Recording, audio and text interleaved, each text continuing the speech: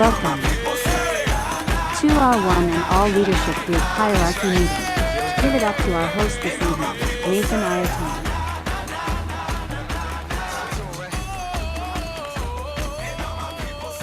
All right, good evening, good evening.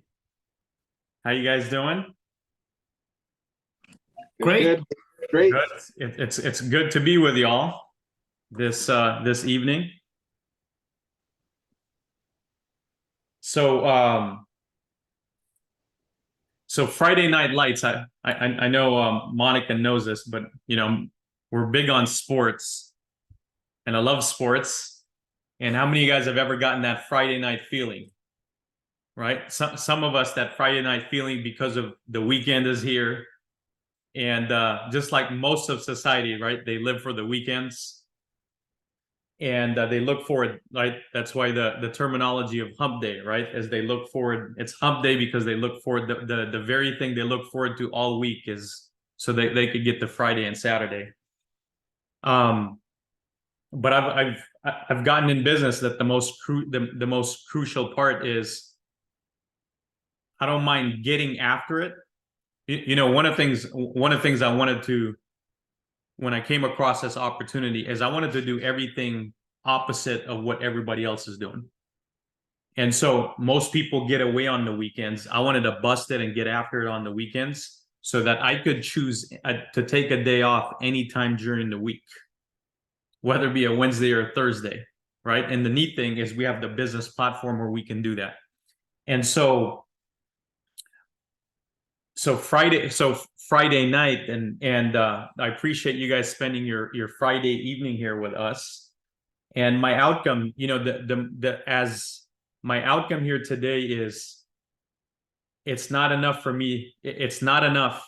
One of the things that I've made a commitment on is I'm going to communicate more the strategies and the things that I do, because it's not enough just for me to know it. It's right. The real game in our business is duplication. The real game in our business is, doesn't matter whether Nate can close, it matters whether you can close. And learning how to close in business, right, has allowed me and our family to haven't worked for anybody in 15 years. And the number one thing I was chasing down first and foremost in business is I wanted freedom and control, right? I wanted control and I wanted freedom. And our ability, and at least these were the things I was taught, right? Is to get good in the field. It's to get good in the field. And so we never starved because we were good in the field. We always know how to help people, and we always knew how to close. But it's not enough for me to know it. I want to get everybody good with closing. And so and it's not this stuff is not rocket science. Everybody needs this stuff, right? So today is, I'm going to go over the 12-step duplication when it comes to closing. 12-step duplication. Here's the cool thing. Jorge, I don't know if you ever did this, but at least for me, I had an index card when I went in the field, and I would hide it in between my whether it be my F&As, I would hide it in between my presentation stuff. But I had a cheat sheet that I read through that I just checked off in my mind, right? Well, the cool thing in the Zoom environment now is you can just tape it on your computer, and you just have to make sure you check off each list. And this 12-step duplication, the better you get good at these 12 things, the closer and closer you will get to closing. So we'll go over the 12-step duplication, and then we're going to talk about closing an IUL, which is the number one, in my opinion, the number one financial instrument. It's the Swiss Army knife. It's the number one product we offer. And then we'll go over the three most common objections when it comes to closing an IUL, and then how to isolate that. And then we'll end this evening. And so, but it's not enough, right? It's not enough for us to go through this together on a Friday night. What matters the most is you take this information and you drill, practice, rehearse. It's not enough for it to come out of my mouth versus you got to say it repeatedly over and over and over again. And anything that you do initially sounds weird, sounds awkward, right? It doesn't, right? You're still trying to find the verbiage, but then you get to a point where this thing becomes a part of you and it becomes a natural part of you. So first and foremost, again, I appreciate you guys taking your time on a Friday evening to be here with us. And we're going to deliver. We'll max out the time that we have together. Again, my outcome for this is for duplication, is I want everybody, right? We're in November to remember. We just got done with Shocktober. I just sent a text to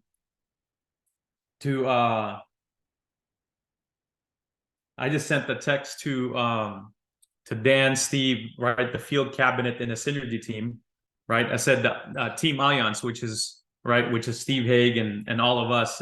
We just broke $1 million in business, right? And in synergy team, we blew past 2 million. So that's a good sign. We've only broken 1 million twice this year, and we've only broken 2 million twice. So that's a good sign, right? And it's not just a few people winning. There's a lot of people winning and kicking butt, but we want more and more of you winning and kicking butt. And so, all right, cool. Any questions before we get started? All right, awesome. And again, my ask of you, just like you guys saw in the text, I just put 5 to 8. If we finish in an hour, then we finish in an hour. It's just a matter of your engagement and how much you're willing to take in and learn. This evening is it's not about me, but I want to make it about you, and it's all about you. And so whatever I can do to teach you and share with you some of the things. I was looking at the best thing to do is obviously if we can just clone, right? That would be the fastest process, right? If we can clone the mindset and we can clone the language, that would be the fastest way to do it. Unfortunately, we got to do hands-on, right? And we got to do some hands-on. There's some things that we're working on that's going to streamline things and it's going to be powerful in the future. But in the meantime, I don't want to wait till those things are around. So we just gotta do it now. So first, again, I'm gonna go over the 12-step presentation. So you should, whenever you're gonna close an IUL, you're gonna close business, you have these 12 things. And then we'll talk about the biggest objections there. And then we'll talk about closing an IUL and then handling the 3 most common objections. By the time you're done, every single one of you guys should be able to do a presentation, close an IUL, and at the same time, isolate the most common objections. To put you in a position where you can help some families and at the same time close business and help your family in return. So again, repeatedly, my ask is, right, if you can dial in the next 30 minutes, hour, and focus attentively as we begin. All right, so I'm going to run through.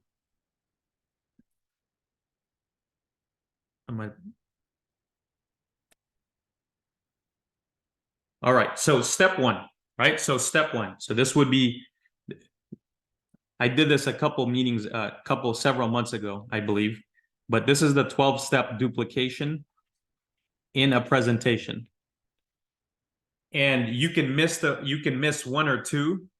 But I think if you want to have a solid outcome, you got to hit all 12. And so if you have an index card or you have a piece of paper, tape this on your computer. But number 1, the first thing that you got to do is you got to have the ability to build rapport. Right? Some of us are good at this already. Some of us need work at it, but you got to have the ability to build rapport. Building rapport is as simple as if you're an introvert just like I am, this is something I had to work 10 times harder on. Some of us are natural with people. Some of us are a super introvert, which I was, which is something I needed to work towards. But you need to build it, you need to develop it, right? So when you're out and about with people, so building rapport, if we were to take a 3-step process to building rapport, first of all, people won't listen to you for 30 minutes or an hour if they don't like you, right? So one, you got to have a likability factor, right? So you got to have a likability factor. But before, let me scooch that one more time. You ultimately, where you're trying to get to is you're trying to get the trust. But before you get the trust, you got to be likable. But before you're likable, you also got to relate with people. Relating with someone. Well, Nate, what if I'm not? What if we have just two totally different backgrounds? You just got to find a way to relate, connect with something, and relating with someone is basically finding something to go connect with. And so, whether it be sports or family, in person, it was obviously much easier because once you walked into their home, you can take a look at the pictures, the portraits, right? If they had a sports car in the garage, you can tell that their action personality. If they had a ton of portraits in their family, in their house of their family, they're family oriented. So at Zoom, you got to work a little bit harder, which means you got to ask more questions, but you got to build rapport, right? And so the process of doing that is relating with people so that they could like you, so that they can eventually trust you, because you got to go through all through steps. And guess what? The colder it is, the more of this you got to do. And the hotter it is, obviously, the less of it you got to do. But if it's cold, you got to work at this way harder. And I may do a meeting if it's like, let's say totally cold, I may spend more time building rapport than actually getting to business. So just give you guys a quick idea, right? We were referred to someone, we were referred to dentists. So as you can see in the bulletin, you'll see, she's made $5,000 this month already. We did their personal F&A. We submitted about 30,000 points for her. So she's got 30,000 points coming on the board. This is her first month license. She's made 5 Gs already, but we submitted about $12,000 to $13,000 worth of money income for her. But to get there, it took about, I'd say maybe 5 or 6 meetings to get to that point. Why? It was cold to me, right? It was cold. And so we had to do several Zoom meetings so that we could understand her, right? Her profile. And so again, the colder it is, the more time you got to spend at building rapport. All right. Any questions on step 1? We're good? Okay. Step number two is you got to have what we call quality introduction. See, we can get away with building rapport. We can get away with building rapport a little bit or half of it if there was a quality introduction. How many guys we've talked about, hey, the business is so hard when you're in a market that has no credibility and the person you're training is not coachable, and then there's no work ethic. Like, that's a tough business to be in. Like, the 3 toughest things to have in business is no coachability, no credibility, and no work ethic. But it's to the opposite of it. This is the easiest business in the world, you guys, when you're working with someone that's coachable, got a ton of credibility and a ton of work ethic. So, right, Jorge, if you were to take an assessment, right, of if you were to list, right, the people I'm personally working with, you can see the results you produce with someone that has tremendous work ethic, tremendous credibility, and tremendous coachability. And to the opposite, you look at those that you have a hard time producing results with, right? Have a hard time with work ethic, doesn't have a lot of credibility in the market, and what was the other one? Not coachable. But going back to quality introduction. So regardless of whether it's your appointment, and this is also where teamwork comes into play. If it's your appointment, make an extra effort to invite one of your teammates on there for a couple reasons. One, it's an opportunity. You know, we're not just in the closing business. We're not just in the helping family business. We're also in the duplication business. So when you're in the business when you're in the appointment by yourself, you're either closing, you're selling, you're doing something, right? You get away from duplication. That's one. Number two is, even though, like, let's say I bring, case in point, a good example here is, Monica, if you don't mind me sharing, right? Like, it's the firefighter, right? Monica was doing an appointment with a firefighter. Monica shot me a quick text. Hey, Nate, can you jump on and say hi and build rapport? I said, of course I can, right? So I jumped on her Zoom. And because it'd be kind of weird for Monica to edify herself, right? And so even though they were done with the presentation already, I jumped on there, and guess what was my number one job? To give a quality introduction and to edify Monica to the person she was sitting in front of. Mm-hmm. Right? Doesn't matter if it's downline, sideline, upline, like all that stuff doesn't matter, right? If we're working as a team, sidelines, upline, downline, you guys should be able to do that with one another, right? And so, right, I find someone that's in the military, I shoot Greg a quick message. Hey, Greg, hey, do you mind jumping on real quick, right? But your natural thing that you should do is to give a quality introduction and to edify the person. Antonio, I don't know if you're a praying man, right? But your prayers was answered tonight, that you're so blessed and fortunate to be working with a person like Monica, right? I've had a chance to know Monica here for years. And if you get a chance to take a look at her work ethic, right? Her huge desire to win, right? Her incredible heart to help people. Like, you could have not picked a better person to be working with. And that's the stuff I wouldn't take lightly. And so one of your, you know, there's no shortcuts in life, Antonio. There's no shortcuts in life, but the fastest way from point A to point B is to find someone that's done it already. And if they're willing to teach you, it's better than winning the lottery, right? So the fact that you have Monica in your corner, right? You're winning big time, right? That's a big time win, right? And so it's a quality introduction, right? And so if it's the trainee or the trainee doing that to the trainer, but again, if you find yourself, right, doing an appointment because you're going wide yourself, Maricela, you can always have one of your teammates come in there, right? And they should, and if they don't naturally do it, right, obviously you pre-frame. First you find a couple people that you can go do that with, and then your circle, right, your pool gets bigger. And so now, the first two things I talked about may seem little things, but they're big things. They're huge. You don't get around to doing business if you don't build rapport. Rapport and credibility gets easier when there's quality introduction. Number three.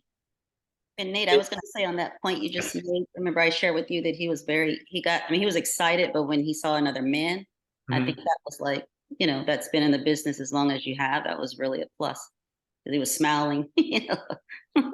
So you were already, so that was in your part, that was a strategic way, right, to find, right, relatability and more, right, to build more connection and all those things, right? So it was very strategic on your end. Yep. Mm-hmm. So that was awesome, right? So you guys could be doing that to each other, like, hey, do you have a quick 5 minutes to jump on my Zoom, right? Like, April, you know, all of that, you guys should be doing it. The third step is give a winning story. One of the things your story does is, nobody knows who Aegon is, who World Financial Group is, who Transamerica is, but your story is your past, your present, and your future. And all of these things, your past, present, future, you got to have a 30 seconds to no more than 2 minute story. 30 seconds to no more than 2 minute story. because everything else is just numbers. It's a company. The closest thing that people relate with is your story. You're the person that's in front of them. And so you got to connect. You giving your story is a way for you to connect with them, right? And during the rapport building part of it is we have 2 ears and 1 mouth, right? And so we got to use it accordingly. Whether it be Steve Haig or whether it be myself or Paul Ireton, you know where we fell short when we had moments where we weren't closing business, or I've gone back in the field with trainers that just needed, and you know what it wasn't anything big, right? It wasn't anything big. It's just you haven't listened enough to connect the dots. Because hear me out here, you guys. Hear me out. And I tell this to people. Nothing I have to say is of any importance or relevance to you unless what I have to say brings value to your life and it can help you. Every single person you jump on Zoom with, don't care who you are, what you're like. And so keep that in mind, you guys. If the only reason why everybody's looking at this thing, what's in it for me? What's in it for me? What's in it for me? And if the meeting's all about you, then they go, it's a useless meeting, isn't it? If the meeting is all about you, and if it's not, what everybody's asking the question, the minute they jump on Zoom, what's in it for me? What's in it for me? What's in it for me? And so nothing you have to say is of any relevance or importance unless what you have to say can really help them. What's in it for me? What's in it for me? What's in it for me? They're asking that question. So you don't know what's in it for them until you ask questions. And then as you're asking questions, you can take notes. They go, oh, hot button, family, hot button. Like, have I had moments where I read people wrong? Yes. Like I went out in the field a couple of weeks ago, Freddie, with Enrique, which is in Freddie's team. And, you know, the guy already had a life license, works for a commercial bank. And this is also my bad. I didn't communicate ahead of time with Enrique before the appointment. But after the appointment was done, Enrique called the guy that we did an appointment with. He said, hey, I'm going to jump back on for a second appointment, but can you just, but if he's here to recruit me, I'm not interested. Right? I want my finances to be done and I'm open to that. But I started to sense that Nate was trying to recruit me. If that's the case, right, then I don't need to jump to a second meeting. So I read the guy wrong.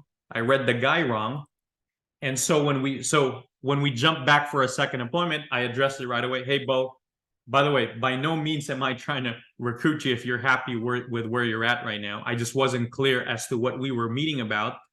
I thought we were on the Zoom meeting. You have your life license. I thought you were looking for an opportunity, right? And so, but if your outcome here and if your focus is to get your finances done, let's jump straight to it and put that to pass and like, okay, right? So we've got about we've got about a $200,000 rollover with him, and he's committed to $1,000 a month. And then we're going to do business. And literally, you guys, his last text is, I feel good about you. His last text to me in Enrique, because we're on a two-way text, he said, I feel really good about you both, two gentlemen. I'm just waiting for my money to come in. And then when that money come in, let's get back together. Right? But I feel really good about you too. And so anyways, third step to the 12-step duplication is you got to give a winning story, past, present, future. Number four is you got to plant the seeds for referrals. Plant the seeds for referrals. I didn't say we're going to get referrals immediately. I just say we're going to plant the seeds for referrals. I didn't say we're going to gather referrals, right? I just said we're going to plant the seeds. So, hey, Inez, thank you for jumping on a call here with us. And me and your friend Maricela, right? Our main outcome here, one of our main outcomes to jump in the Zoom is to impress upon you who we are, what we do, and how this may benefit you and your family. And both you and I have common interests, right? You're good friends with Maricela, and I'm working with her in the business. Our main outcome is we're asking for 30 minutes or 15, 20, 30 minutes of your undivided attention, specifically so we can ask you for referrals. But here's also, quite frankly, what I know, Inez, is you're not going to give us referrals unless what we have to say brings a ton of value and you can see that it really helps people. And so as I'm going through my presentation, if you can just keep in mind, Inez, does what we do bring a ton of value? Does it help people? And as Maricela just got started in our industry, she just got licensed. We don't cold call, we don't advertise, we don't door knock. Our number one form of doing business is referrals, right? So if I could ask for a favor and if I could ask for your help, look at you guys, me, the trainer, I'm asking her friend for help, right? And as if I could just ask for a favor, right? That of course, also, I know that you're not going to give any referrals if you don't see value. So let me go prove that the next 10 to 15 minutes, right? Let me give you an idea. Let me bring a ton of value and let me show you how we help people. And if you see enough value in that, again, refer people over to Maricela. Cool. So that's how you plant the seeds for referrals. You don't have to give it now. Let me go prove it. Let me go earn those referrals. Number five is, let me go give a winning presentation. Let me go give a winning presentation. Well, Nate, what does a winning presentation consist of? I think a winning presentation consists of having energy, right? So one, you got to have energy in your presentation. And so if we're still in the state where we're awkward and we still have to read a lot, that means we're still in an awkward mechanical phase. And so I think you gotta bring energy. I also believe you gotta bring some intensity and passion behind your presentation and make it conversation style. So let me write those things down. I think a winning presentation involves what? Energy, intensity, passion, and a conversation style type of presentation. I believe that's what a winning presentation is you got to bring energy. So whatever you got to do, whether you got to say a prayer right before you do you got to say a prayer right before you do an appointment. If you got to do 100 jumping jacks, if you got to do some push-ups, right? Because regardless of how your day is going, the minute you get on Zoom, it doesn't become about you anymore. It's about the people you're helping and about the people you're serving. Like I'm gonna be frank, you guys. Dude, I was pumped all week, right? I was pumped all week to do this thing with you guys. But then came today, my energy was, right? My energy was low. And I needed to get back in a space, right? Where I'm serving, giving a ton of energy and all those things. And I'm working on it, right? I had some pump up songs right before this, but I'm still working on getting my energy, right? But if we're gonna win this game, there's a level of intensity that you got to bring to your game. What's the difference? How many of you guys have ever seen people that go to the gym and they constantly go to the gym, but they don't produce the results that they want? In my opinion, it's the word intensity. You can casually work out, or you can right? You can increase your intensity and produce the results.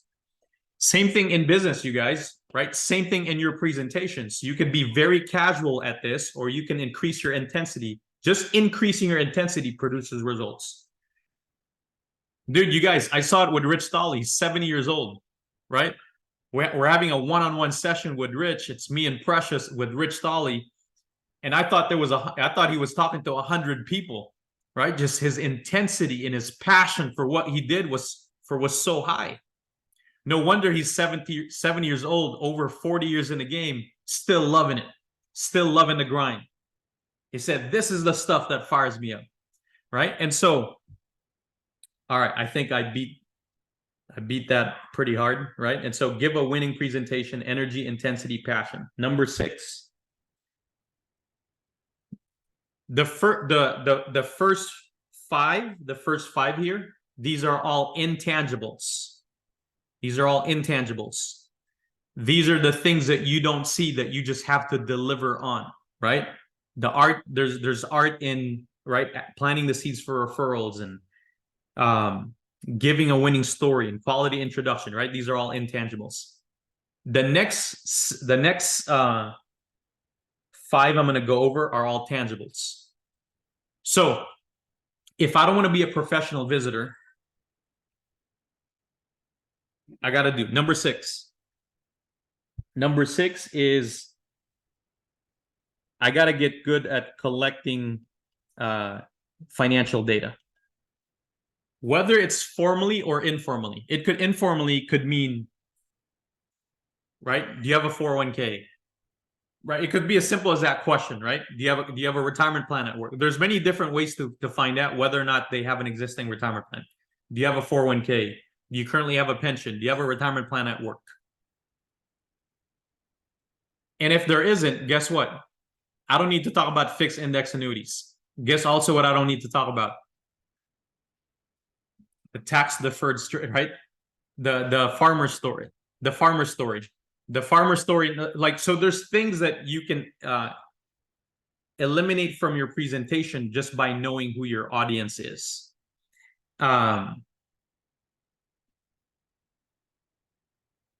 Two things that I also do. I mean, one more thing that I do when it comes to before collecting financial data, because I understand how some people operate, which is 10 to maybe 20% of the people you sit down with are action personality. 10 to 20%. Like, Nate, cut the crap, let's go, right? Let's cut the fat, let's get to the point.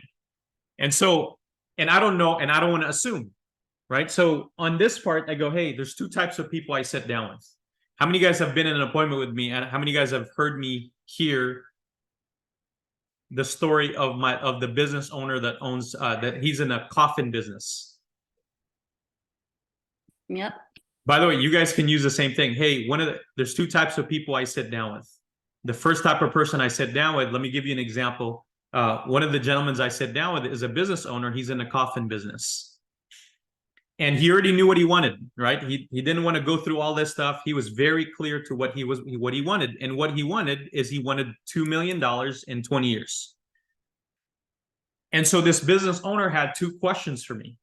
Number 1 is, how much money do I need to save every single month so I can get to that number, 2 million? My second question for you, Nate, is how much money do I need to save? Or sorry. Question number 1 is how much money do I need to save every single month so I can get to that number? Question number 2 is, where do I put it? So guess what? I skipped the whole entire presentation and just went straight to the numbers. Do I need to go through all the second present? No, right? Once I have this, if I know his action, I can skip the rest and go straight to it. How many of you guys follow what I mean? Because if I continued doing the opposite way, that would turn him off. Right? Like I'm already telling you, especially like action or go-getters, they don't have a ton of patience, right? Like this, let's get to it. And so, but the second type of person I sit down with, which is most people, is they want to be diagnosed, like a doctor to patient relationship. We're financial doctors. They want us to, right, do a diagnosis to understand where they're at. They're not quite sure what they want, what they have, where they're going, and they need to talk this out with someone to get more clarity on how to get from point A to point B. Are you more like my business owner, client, or are you more of the 80%ers where you want me to do a diagnosis? And guess what, you guys? 1 to 2 out of people of every 10 people you sit down with are more like the business owner, and 8 out of the 10 are more like who? Everybody else. All right. Any questions on that so far? You guys good? You guys getting value from this so far?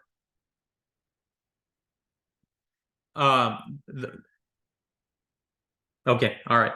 So number 7. So in your on your cheat sheet, because you should have this now as your cheat sheet as you're getting ready to do presentations. On your cheat sheet, put a reminder on number 6. So if I'm Maricela, right, I'm gonna put a reminder on number 6. I go, okay, I got a pre-frame. There's 2 types of people that I sit down with. Because if you continue to proceed, right, those 1 to 2 people, you're going to blow away, right? So that's number 6. Number 7 is I have to get a dollar amount to work with. Get a dollar amount to work with. I'm gonna show you guys another strategy on getting a dollar amount to work with, right? But I do want to get an idea what dollar amount they're comfortable with. And so, right, because someone tells you that, hey, my goal is to become, right, multi-millionaire in 10 years, right? And then you get to the dollar amount. Well, I can only save $200. That's a huge disconnect, right? There's a huge disconnect of saving $200 and becoming a multi-millionaire. Like, you know, in the book,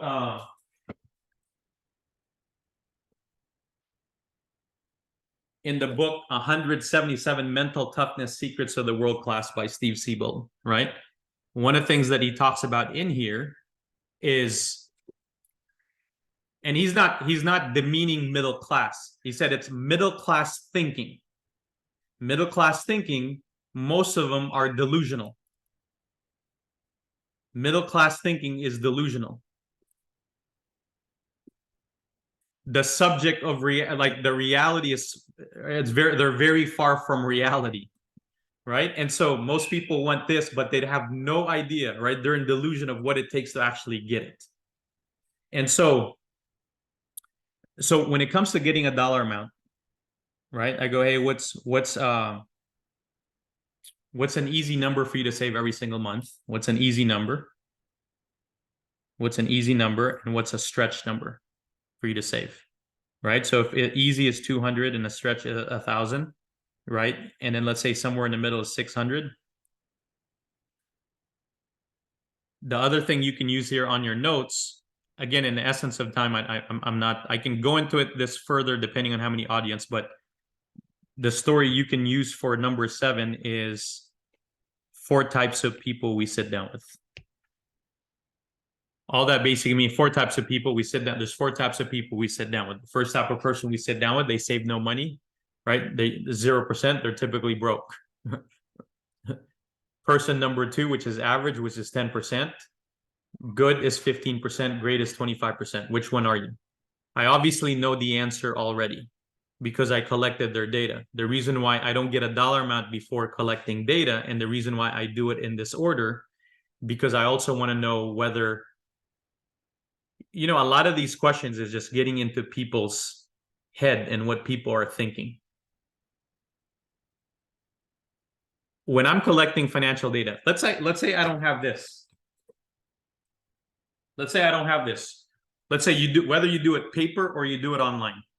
If you don't have this, because you can do this on paper or you can do it on MyWFG, right?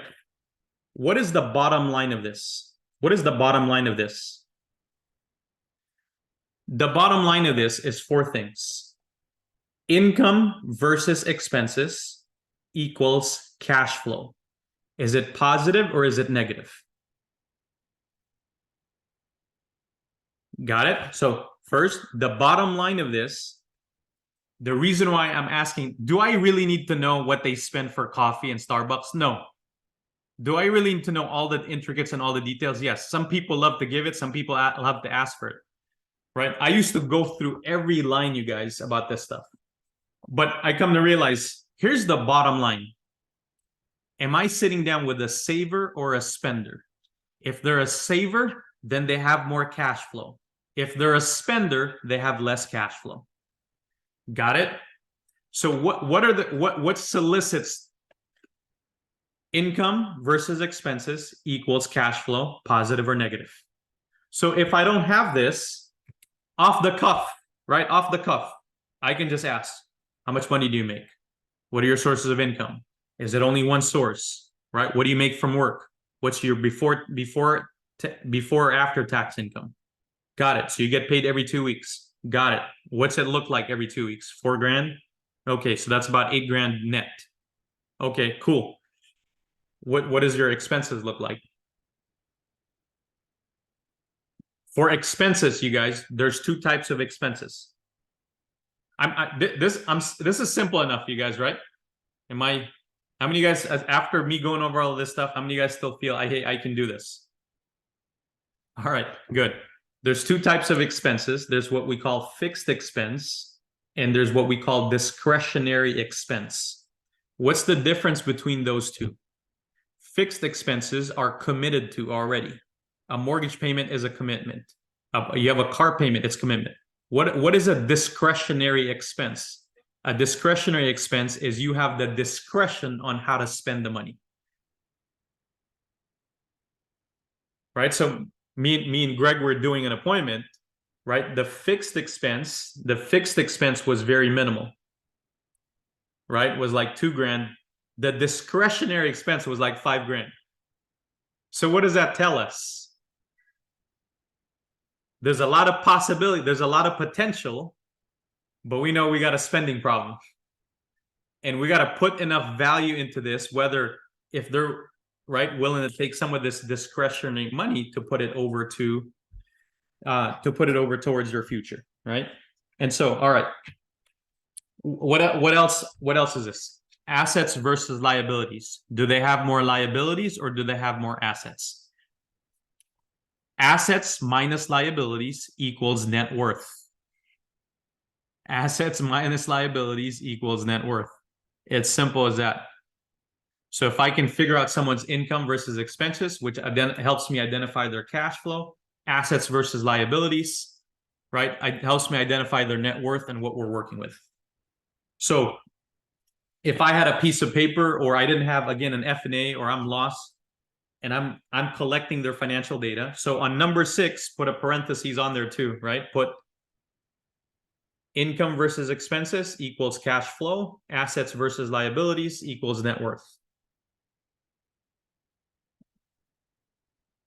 Number 7 is getting a dollar amount. There's 4 types of people we sit down with, right? Okay. Also, put this down on your notes for number 7. The magic number is 10%. Obviously, the older they are, the higher the percentage needs to be, especially if they're not saving money. But the magic number is 10%. Your magic number is also 10%. That means you got to get to a point where you're saving 10%, right? Minimum. So magic number 10%. Number 8. The 8th step here is to book a follow-up appointment within 72 hours. To book a follow-up appointment within 72 hours. Out of sight, out of mind, the longer it takes for you to get back in front of them, the less likelihood you're going to do business. And if the appointment is, there's a longer stretch, you obviously got to stay connected and plugged in. Right? Like Monica does a way better job at this than I do. Like I know it, but I know I should do it. Right? Not everybody is as well versed as us, right? Meaning you're at meetings every Tuesday, so you're like engaged, and so most people will forget what you talked about on the first appointment. And so you got to book a follow-up appointment within 72 hours. And your language behind that is, hey, Joe and Espy, I want to get back in front of you guys in the next 72 hours. And the reason being is we see about 3 to 5 families a day. And I want to keep everything fresh on your mind. And at the same time, I want to keep everything fresh on my mind.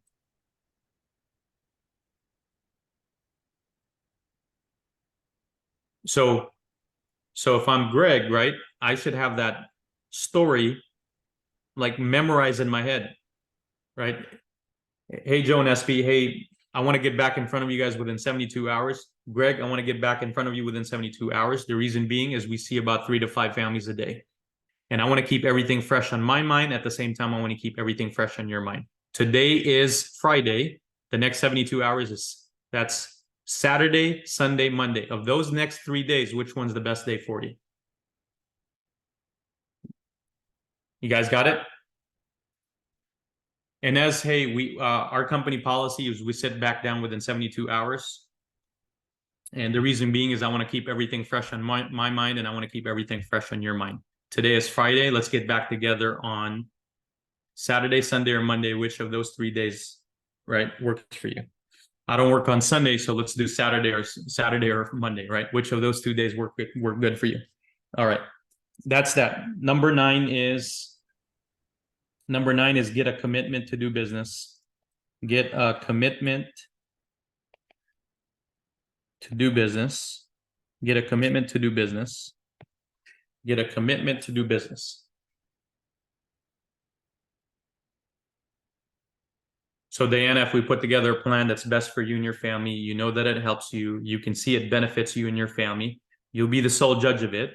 But if we put together a plan that benefits you and your family, would you have any reasons, right? Would you have any hesitations moving forward if what the plan we put together helps you and your family?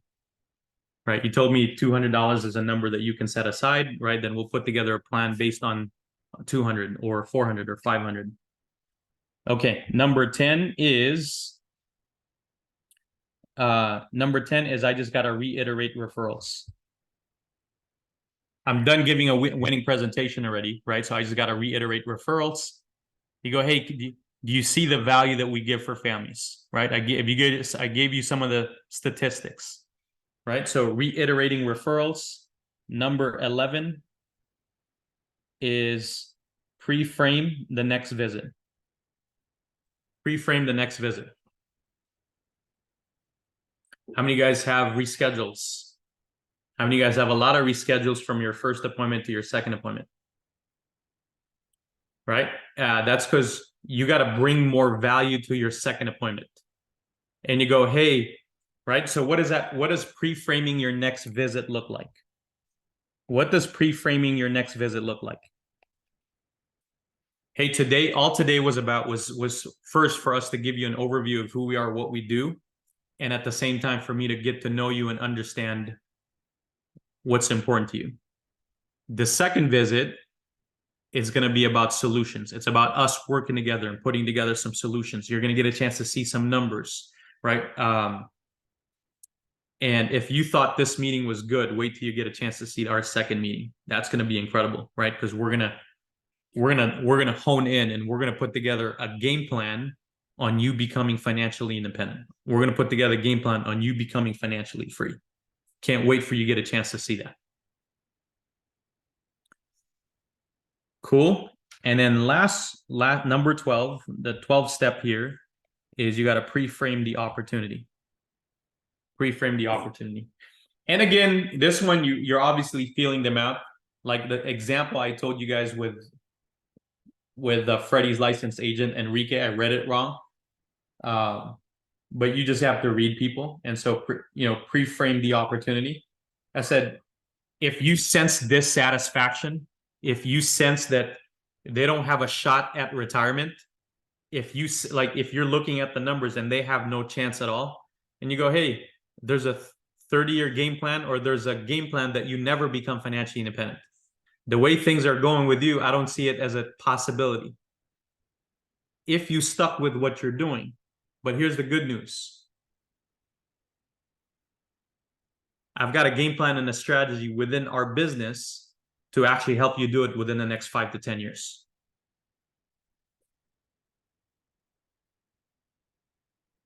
You see that now? Now you're linking the opportunity to financial freedom.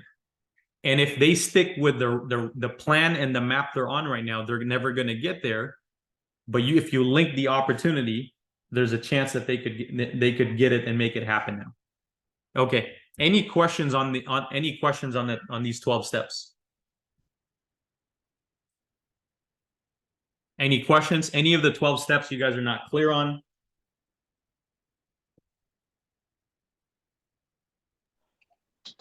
I have a question. What's that? Yes.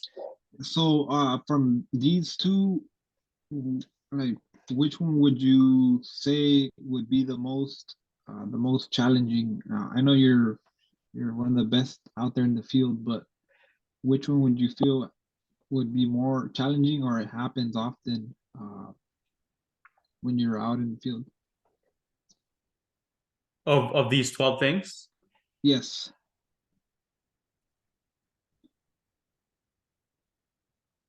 That's a good question. I think I struggled with every single one of us at different points in my career. I struggled with every single one of them. Hey, Greg, unmute yourself real quick. Yes, sir. So so right after we did an appointment together, no, did our appointment cancel or reschedule? And then I went over these 12 things with you. Mm-hmm. Our appointment canceled and rescheduled, right? Yes. Okay.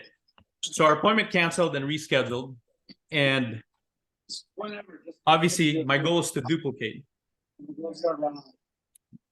My goal was to duplicate. I said, all right, Greg, stay on the phone with me. I was driving. I said, stay on the phone. I said, write this 12-step down because it's on my mind. Let's get you independent on these 12 things. Number one, right? And we just went through it, right? Yes, sir. You guys, it flowed out of me because I've done it so many times. Repetition is the mother of skill. But I've struggled with every single one of them, to answer your question, Freddie. I've struggled with, but doing it repeatedly over and over and over again, you just get better over time. The thing, whatever you don't use, you lose, right? And so even you guys, even the best of us in the field, you take me out of the field for 1 year, dude, I'm gonna come back very rusty. But I'm gonna need a couple, right? I'm gonna be very rusty. I'm like, right? And so I may need three to 5 presentations to get warmed back up, and then I can get back on the groove of things. And so anything you don't use, you lose. So I don't know that there's two, Freddie. I think every single one I struggled with, but I just did it repeatedly over and over again until I've mastered and became a, right? And I'm still learning. I'm still getting better, but I go, okay, got it. If I check off this list every time I do a presentation when I'm helping someone with their finances, 7, 8 out of 10 times I'm doing business. Right. I feel like maybe number one would growing up in the business, maybe that could have been a challenge to you. A building because rapport. Yeah, because based on, like, many stories I heard from teachers at USC's, different types of people, I would assume that would be because you were young back then. Yeah. Hey, you guys, speaking about Freddie, check this out, you guys, right? And I want to check this out. You guys, when I first met Freddie was like a super introvert too, right? So you guys know Freddie's about to do another 26,000 points in business, right? 26,000 points from a referral from a client, right, Freddie? Correct. So we were Zooming because Freddie goes, hey, can I run this case by you? Right? Can I run this case by you? And like I'm like the fact that how many presentations, Freddie, did you do to win the guy over? Because I remember you did that appointment, and I texted you, hey, how did it go? And you're like, bad, horrible. I'm like, what do you mean bad? What do you mean horrible? Nothing happened, right? And so Freddie, from that appointment to you actually now doing he's meeting him over the weekend to collect $100,000 check to front load a 26,000 point IUL. He doesn't want to give the bank account, but he wants to write a check, right? So Freddie, like, from him saying no to you and you telling me the appointment went bad to you now collecting $100,000 check, what happened? Number one, build rapport. Interesting. Let me ask this. And was this something that you were good at before? No, not at all. So it's something that you had to work hard at? Yes, very. And I know it's still very awkward for you, isn't it? Yes, but thanks to thanks to the business, thanks to the the form, the steam, all that, it's so easy now. By the way, the other we were zooming about two things. His existing client is going to dump in another 100 grand after dumping in 170,000. That's another client, you guys. From Freddie. Freddie, where'd you meet that? At a grocery store, didn't you? Yeah, go Grocery Freddie. outlet. Grocery outlet. From a grocery store? Yes. And what was the key there? Building rapport, isn't it? Yep. That was pretty much it. Pretty much building rapport, right? Freddie must got a girlfriend now, huh? No, Many. oh, Several. No, okay. just kidding. I always joke around about that. It's plural. So Freddie, the first appointment, the guy told you he's not interested. This is not what he's looking for. Yes. So what'd you do? You called him, you texted him, you jumped on Zoom, like walk us through. So basically, it went really bad. The first one, he was not interested. He was turned off, and I just let it go. I just let it be. I would just say, "How are you? Hope all is well," and just kept him in the loop. And then one night he called me, which was random. It was random. It was like around 11:30. And I picked the phone. I said he must want to do business, but he was just asking about something in his Jeep. He bought a new Jeep. He was asking me about paddle shifters. He didn't know. And because of that, we got together a second time. We went to go eat. We went to go, shoot some slingshots. And the next day he called me. But prior to that, I got in his world. I asked him about his family, his kids, what he likes to do, where he's from, the culture, about an hour. And the next day he called me. He said, "Hey, you know what? I've thought about this. I'm ready to go. What do you need?" And when he called me, when I see him calling me, I already had the intake form just ready to go. I already knew.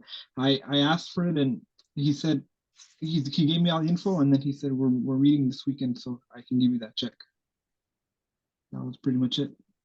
So you went slingshot with him.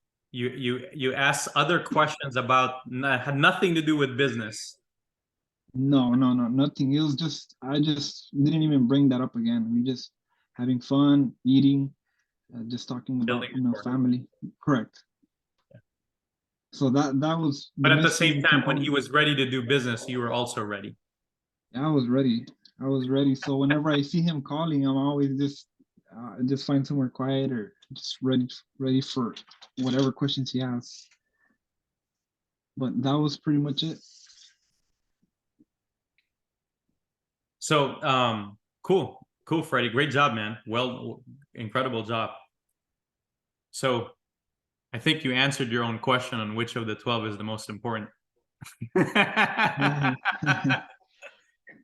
Didn't you? Yes. Okay. All right. Any other questions on this, you guys? I had a question on number 7. I wrote down, you mentioned get a dollar amount to work with, and then the magic number is the 10%. And I missed, can you explain the 10% again? Yeah, I'm going to circle back to that because I'm going to isolate the number one objection in the first appointment. So I'll answer that question here. I'll answer it, Inez. But outside of that, any other questions as it relates to everything else but what Inez asked? You guys are good? How many of you guys can see this? You're just checking off the list and you're flowing through this. How many of you guys can see yourself, right, doing more business as you're just flowing through the checklist? Right? Totally, right? Okay. All right, I'm gonna get rid of this now, and I'm gonna answer Inez's question.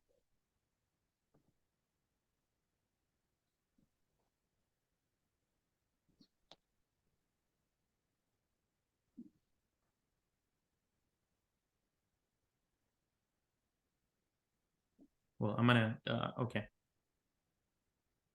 So when you're getting a dollar amount, Inez, you go, hey, there's 4 types of people I sit down with. So the first type of person I sit down with, they save no money, right? Which is 0%. They save no money, so which as a result, obviously they're broke. The second type of person I sit down with, Inez, is average, which is about 10%. Good is 15%. Great is 25% plus. What are you currently doing now? Right? What category do you fall into? So when I was referring to 10%, Inez, is you got to be at this. So minimum is you got to get to at least 10%.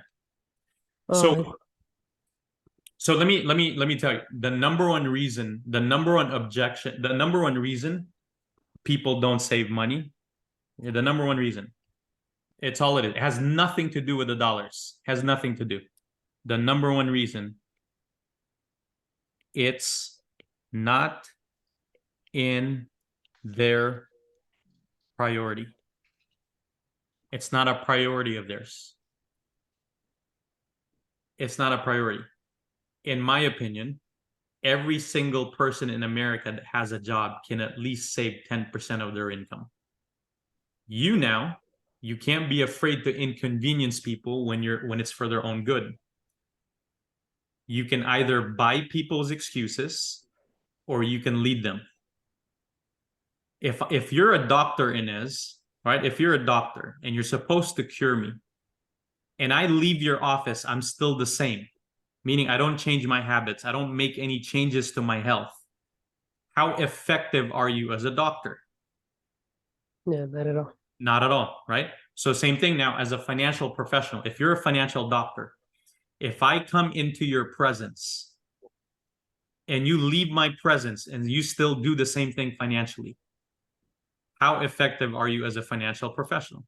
Right? Not at all. And so you gotta get people, you guys, you gotta get people to prioritize paying themselves first. When we draw the map of the 5% and the 95%, number one challenge of the 95%, it's saving money is not a priority. Saving money is not, it's simple as that. Saving money is not our priority. So auto deduction, right, is a process of protecting people against themselves. That's why you auto deduct. Though if you look at most people, where are most people's money saved at? In a 401k. Why? Because it's taken out before they even see it. If you remove 401k from most people's lives, most people would be completely and utterly broke, even broker than they are now. So in a way, right, even though we talk crap about a 401k because, right, you take all the risk and you pay all the taxes, but in a way it does help a lot of people because it's the, right, without it, what savings would people have, right? So the fact that, all right. So with that said,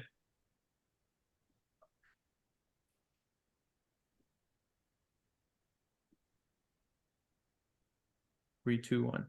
Nate, I have a question for you. Yes, Veronica. So as you sit down with them and, explain to them how you sit down with 4 type of people, did you straight out say, what category do you fall into? Or how do you?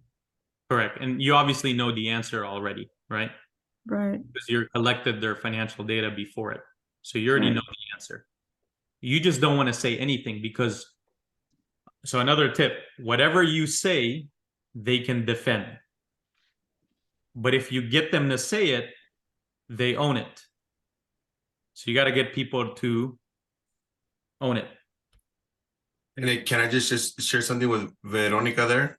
Sure. Yes. One of the things that's very effective when you're in the field, Vero, is I think Nate kind of mentioned it earlier. Say, hey, there's 4 type of people that I sit down with. There's a 0% saver who just lacks priorities, and maybe needs help just figure out their finances. There's a 10% saver, 20% saver, and 30% saver. Based on the information you provided today, what type of saver are you? And then they're going to tell you, oh, I'm a 10% saver. You do the math there, and you can figure it out. So you can ask the questions, but they're going to say it. They own it. Right. So you guide them. So you guide them towards the close. Your job as a field trainer is guiding them to open-ended questions where they can answer the question themselves and use that as fuel to close the prospect. Thank you. I think the way I was seeing, like if I picture this one particular client, is that, you know, you don't want to put them in the spot, but like you said, you want them to say it, right? And a question like this, I can see that she would be bothered, you know what I mean? So that was my thing, because she's a spender. So then how would, I guess, a strategy on how they get them to own it, you know? So here's one. So let's say you're asking and you can't get it from them. And then this is my last final hoorah. And if I still can't get them with this analogy, then, you know, hey, I appreciate your time. Do you know anybody else that this, right? You go for referrals, but you also probably don't want the referrals because broke people typically hang around other broke people. It just, proximity is power. Most people will hang out with around other people that they are just like, right? So let me take that back. You can ask for referrals or you don't have to, right?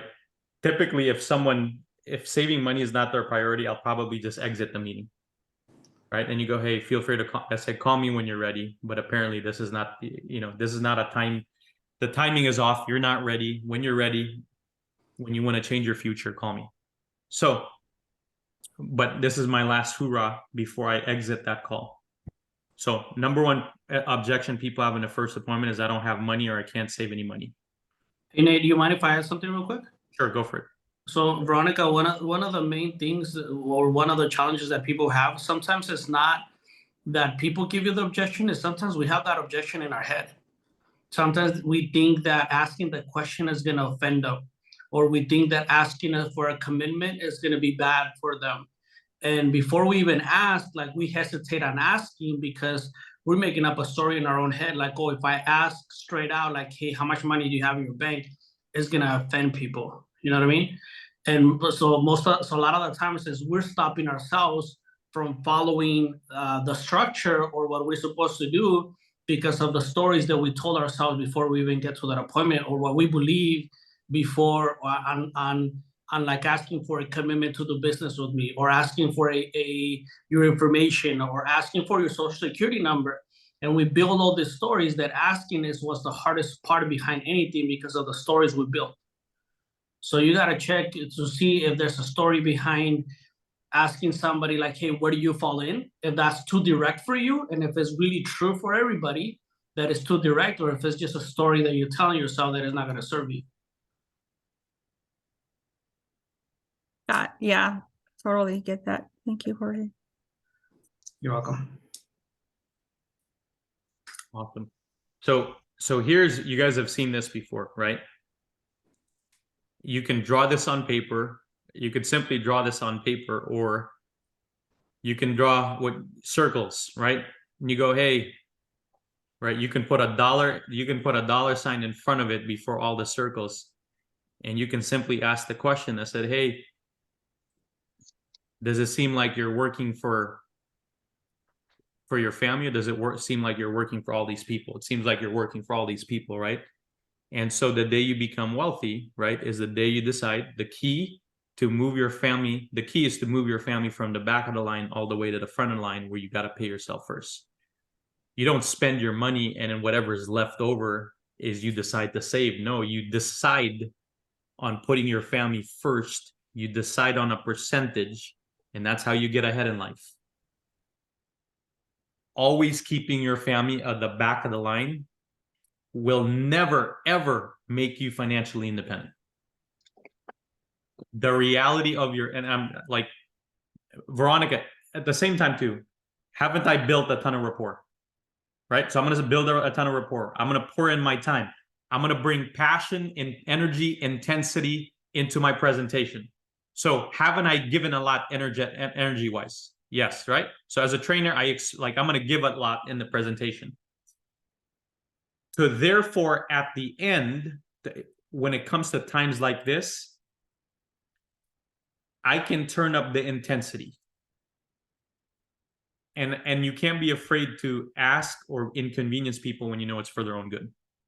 Right? So Veronica, guess what? If you don't take your family from the back of the line all the way to the front of the line, you will be a slave to money your whole life.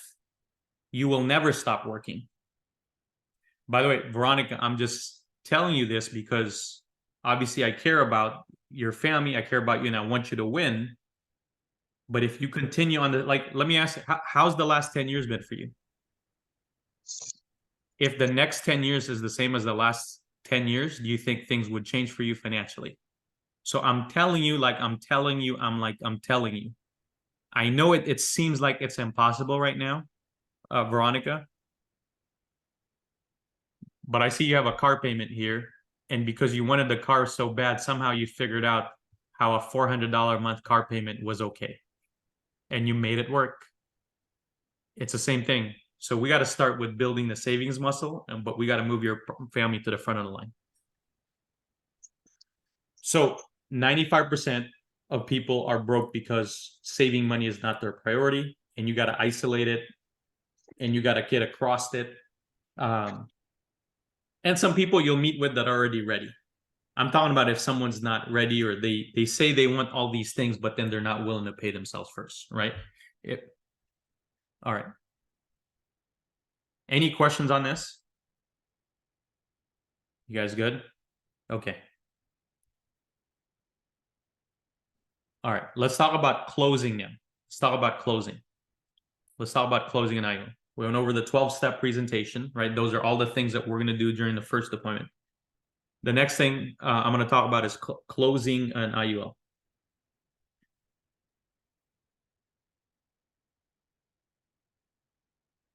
I like this tool. I really like this tool. I use it a lot. And if you're recording, you're welcome to record this right now. And let's rock and roll, right? Let's start with the process of closing an IUL.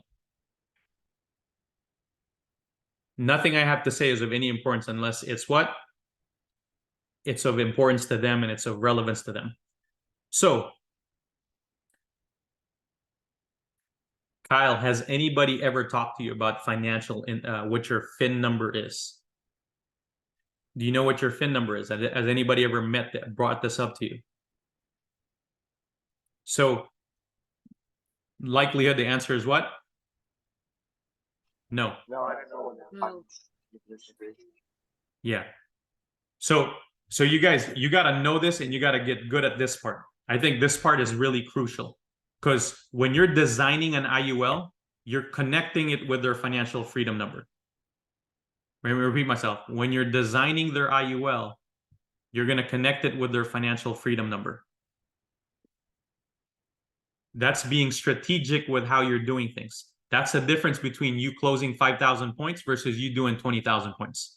That's the difference between you doing 1,000 points versus you doing 10,000 points.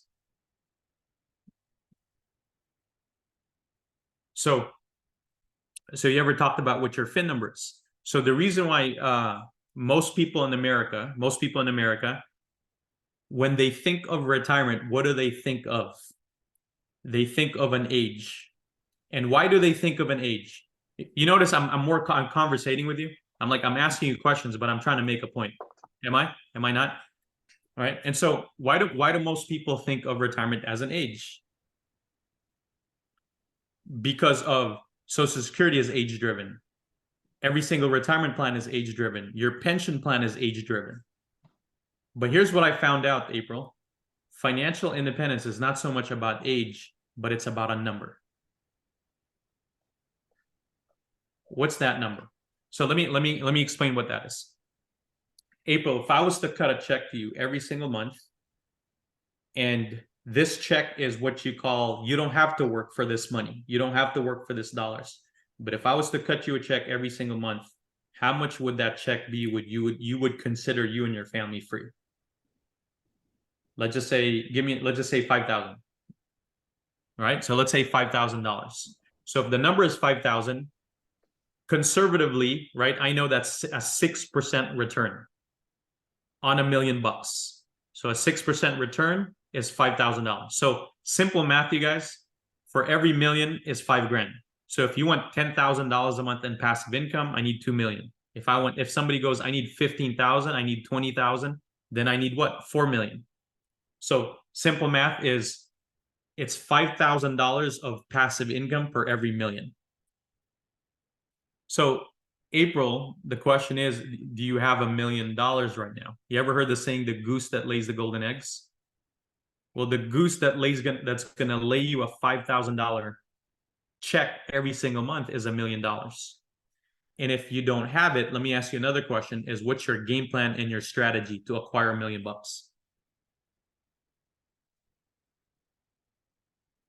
Let me ask you this. Is there a difference now if you do this in your F&A versus when you don't?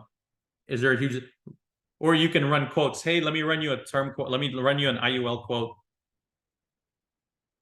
versus leading people to financial freedom. Is there a huge difference? Absolutely. Absolutely. By the way, that's also why that's also why I can ask for a $400,000 check and dump it inside of an IUL. That's why Freddie could ask for a $100,000 check and dump it inside of an IUL, right? Is because right? You drive it with your financial independence number. You drive it with their FIN number. So, because if you want something, you got to be able to back it up, right? So your FIN number. So the first thing, everything seems impossible without a plan, without a strategy. So first part is we got to accumulate that money. I'm gonna show you how we're gonna get there. Because once you accumulate that money, then we're gonna distribute it, then we're gonna transfer it. You're not in your distribution transfer phase.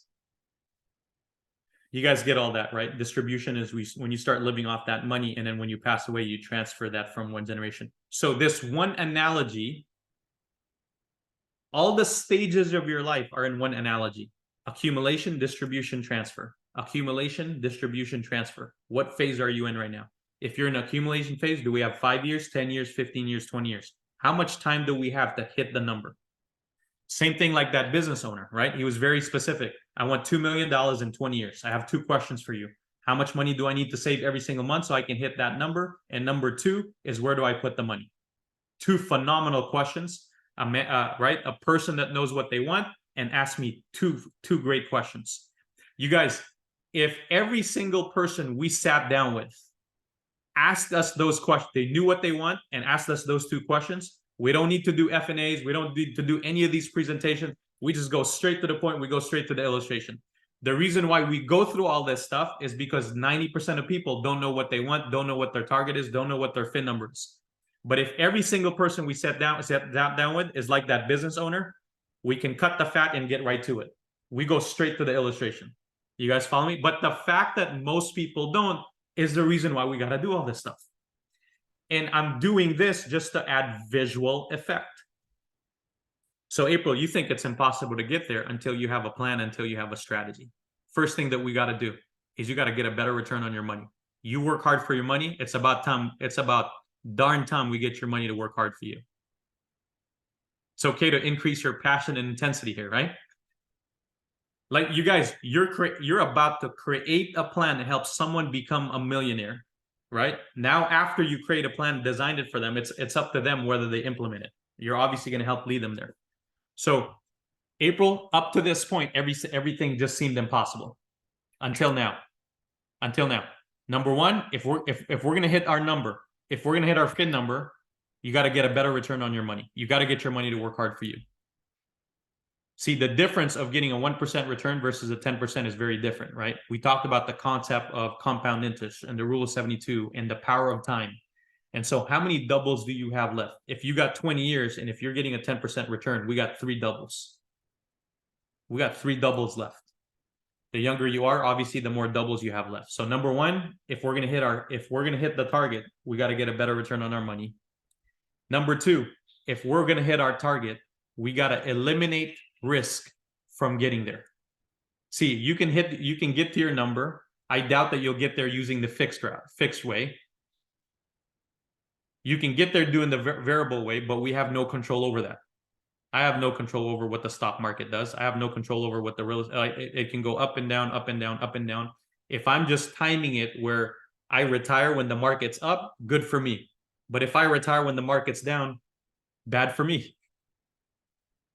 Or we can eliminate risk and capture every gains when the market is up and protect your money when the market is down, so that there's no guessing game in this. You can actually hit and nail your target.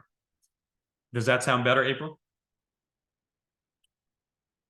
We get a better return on your money. We eliminate risk. And number 3 is we minimize, or if not, rid of taxes. Because if you were to net, by the way, $5,000 is a net number for you, isn't it, April? That's a net number for you. Guess what? If that number was, if that was a net number, and if the plan we were designing for you is a taxable account, then we don't just need $1 million. We may need $1.5 to $2 million to net the same dollars. That's why taxes is important. So the chances of you hitting your FIN number is higher if we increase the rate of return, we eliminate risk, and we eliminate taxes. Would you like me to show you a plan to do all 3? Okay. We got a number in mind. We have the 3 things we're going to eliminate. Now let's go to the illustration. Got it? Let me ask you this. Would this help you close and do more business, or would this help you less?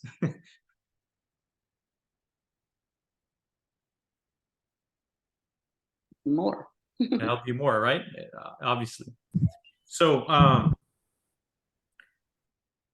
so I can go straight into it by going over those 3 things. These are just more formalities, like a bucket strategist, right? If I know that they're not saving any money. Anyways, short-term peace of mind and long-term peace of mind. But we're not talking about that stuff right now. We're talking about closing an IUL, which is what we're talking about here. Now, this bucket is just, let me go through all this.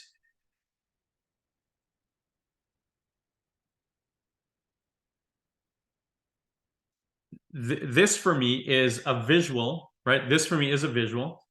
You have a number in mind. Our goal is to accumulate $1 million in that bucket. This ultimate financial tool has these 10 benefits, right? So I can just go over, these are more details for someone that's, but really what I just showed you previously is more important. But if they're detailed and they want to know all the intricacies of the IUL, right? These are the 10 intricacies of it. Hey, guess what? Right? We're going to have a number in mind, but we're going to custom design one that fits your own personal financial situation.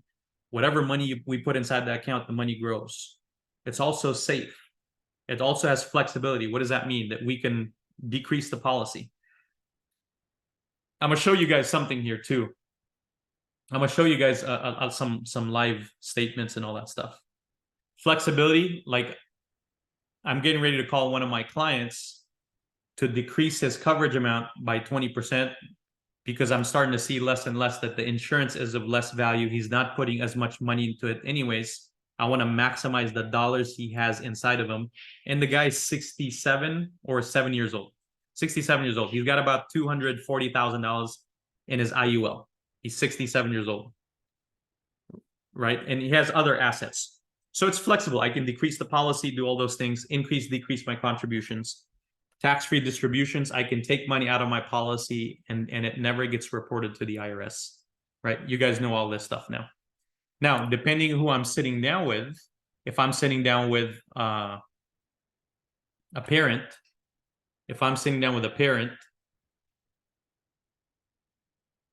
so how am I designing the IUL? Am I designing it like a retirement plan? Am I designing it?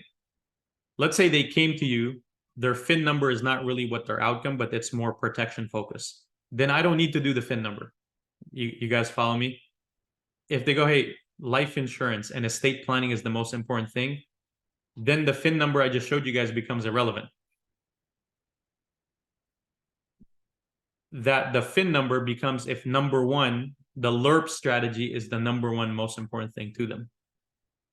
Right? So you just got to know your audience, and that's why you got to know the person you're sitting in front of, right? Same thing with someone with children's future, business owner, professionals, estate or legacy planning. You can design a policy in those 5 different ways. All right. Any questions on the FIN number, this or any of that stuff so far?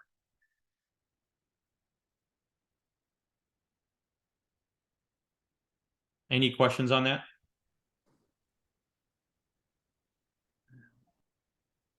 No? You guys good? All right.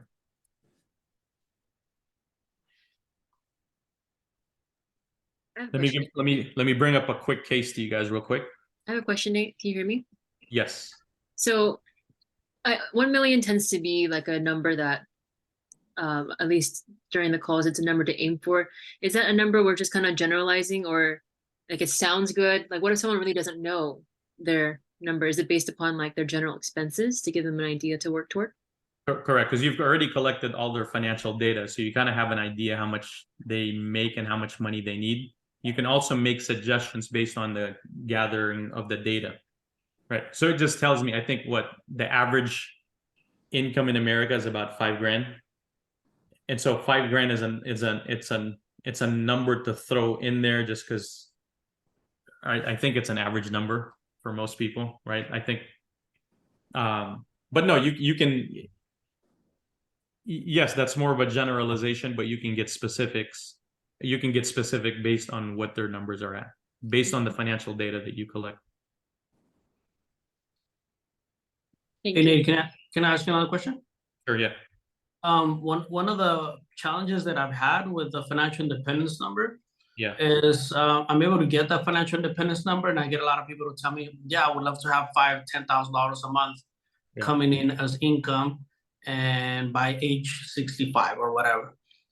But when I try to do an illustration to get them to that position, the numbers are way off on what they're able to do. Right. So like even the maximum amount of savings is something that, I'm sorry, can you guys still hear me? Yeah, we can hear you. Even the maximum amount of savings is like the bottom of the IUL, and they're never going to be able to get to that $1 million or that $2 million that they need to get those 10,000 a month. You know what I mean? Because maybe they're already 50 and their time that they have is not enough, and the money that they have is not enough to get them there. Okay. What do you do in that case? Really good question. Is that a good question? That's a really good question, isn't it? So number one is let's say I looked at all their financials already, right? There's nothing strategically we can pull out of the 401k. There's nothing, let's say, right? We've already exhausted all their financial options, right? So let's say that's you, Jorge, right? Let's say that's you. So Jorge, how serious are you about becoming financially free? Serious. Yeah. Scale of 1 to 10, 10 being the highest, 1 being the lowest. How dead serious are you? A 10. Yeah. How would you feel if you don't attain it? It'll suck. Yeah. But it's something that's really you're serious about. It's something that's really important to you that you want to make happen. Yeah, I've been working for 45 years of my life, and I want to get to the point where I don't have to work anymore. Okay. Okay.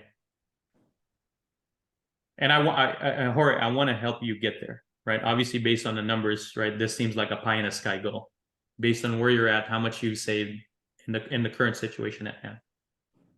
How much value do you think this will? How much value have you gotten so far from everything that we've gone over? A lot. A lot. Okay.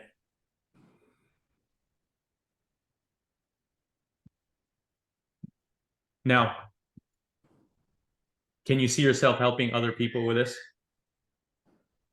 I think everybody needs to know their financial independence number, and everybody needs to know how to get a way to get there. Okay. If you're serious about getting to that number, I'm serious about helping you. There's a 30-year game plan to become financially independent, or there's a 5 to 10-year game plan to become financially independent. So, Jorge, if you make an extra $4,400 a month and you save that money at an 8% rate of return, in 10 years, you have $1 million in cash. If that's the number we're trying to hit, we can get there in 10 years. But guess what? We've maxed out the like, can you make an extra $4,400 at your work? No. Can you help me help you help more people so that I can help you make an extra $4,000, $5,000, $6,000 a month? That would be great. Okay, you're 55 years old now. In the next 10 years, you'll be 65. In the next 10 years, let's lock in on $1 million. Let me help you help other people so that you can go make an extra $4 or $5 grand a month. And that extra $4,000 to $5,000 a month you make, right? We'll obviously show you how to write it off and all that stuff. You save into this plan, and we'll put you in a 10-year game plan on how to max these things out so you can get to that number, $1 million, and you can retire with dignity and peace of mind. Sounds like a plan? Sounds like a deal. I'm dead serious if you are, right? I'll commit to you if you're willing to commit to me, but let's rock and roll and do it. Let's do it. There you go. You're a crusader, you recruit on the back end. So I get that the opportunity is the way to fix the issue. Yeah. What would you get them started with though? Because obviously, would you get them like a big bucket that the goal is going to be to fill it up, even if they're minimally funded now because they're serious about it? No, it just goes back to their finances and what they're really what they're serious about committing to. You know that example I told you guys earlier, right? They have 5,000 in discretionary income. I was setting them up with like a $400 minimum IUL, right?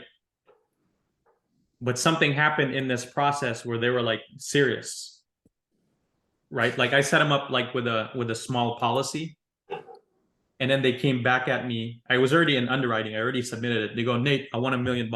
I want $1 million policy. I said, well, what changed from when we spoke? He said, that small one is not going to get me to what I want. What I really want is the $1 million, because that's what, like, that was the number. And I really thought about it. I spoke to my spouse about it. That's the number I really, really want. So we went from, and they guess what? This person has 5,000 discretionary income. They just spend all of it. They have the money. It's not a priority. So again, every case is different. I obviously wouldn't want to put them in a financial position where it's way out of their league, and so I mean it's a case-to-case basis, but I would just use some judgment there. I guess you could always put them in something that they could afford for now, and you could always upgrade later because get them a bigger policy when they are able to do it. Correct. Get him some wins in business, right? Get him some wins and get him some traction and get him a second policy. Sounds good. Thank you. Yeah. That's a really, really good question though. So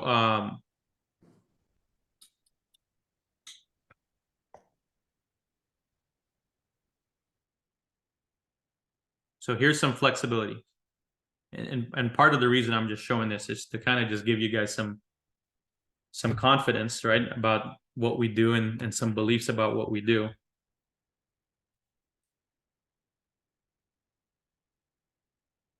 So if you look at that right there, so 10/10/21, 2023, what do you guys see the excess interest? What do you guys see the number in there? 27,000.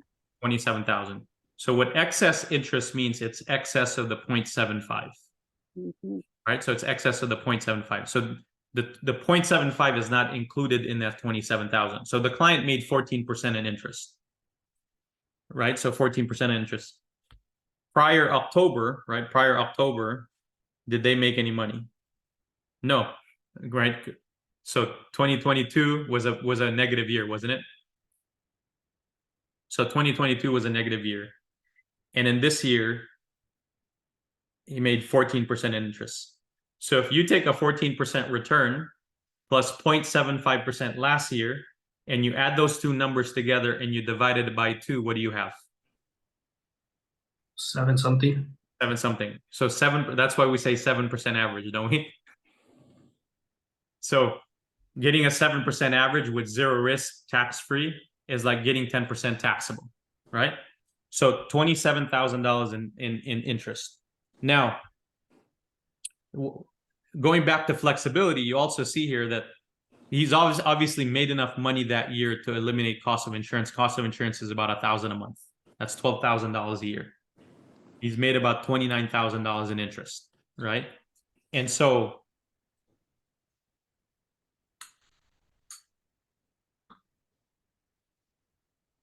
Hey Nate, it's really good to know that you said it's excess of the 0.75.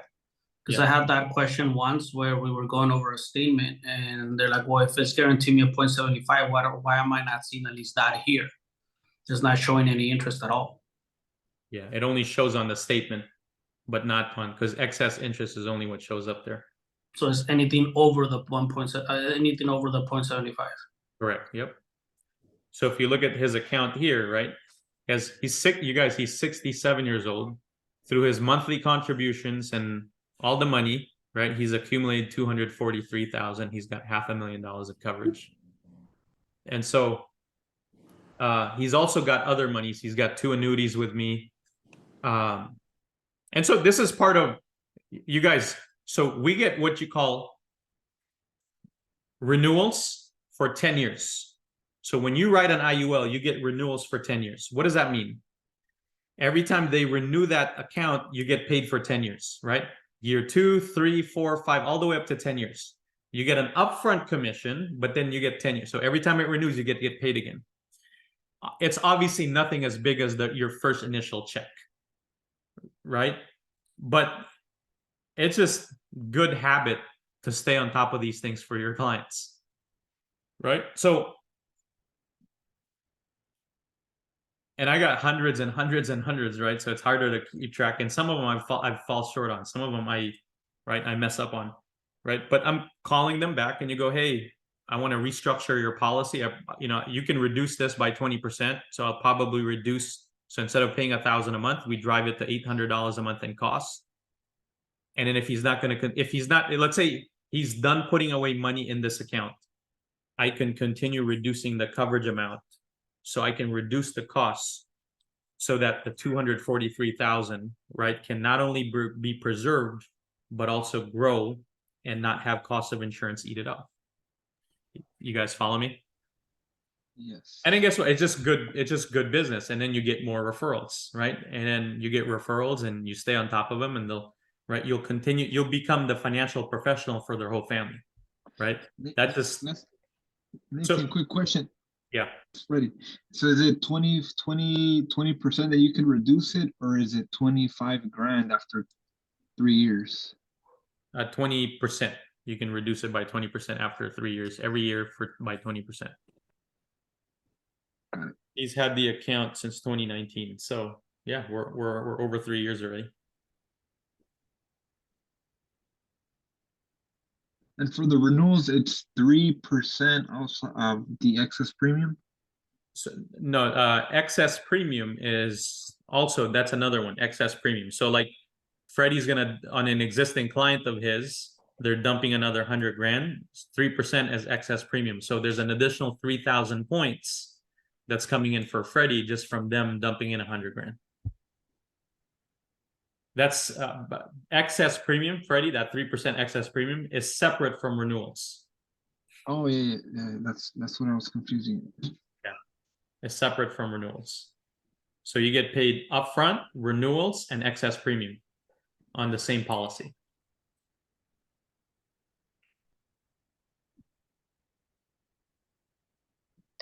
Cool.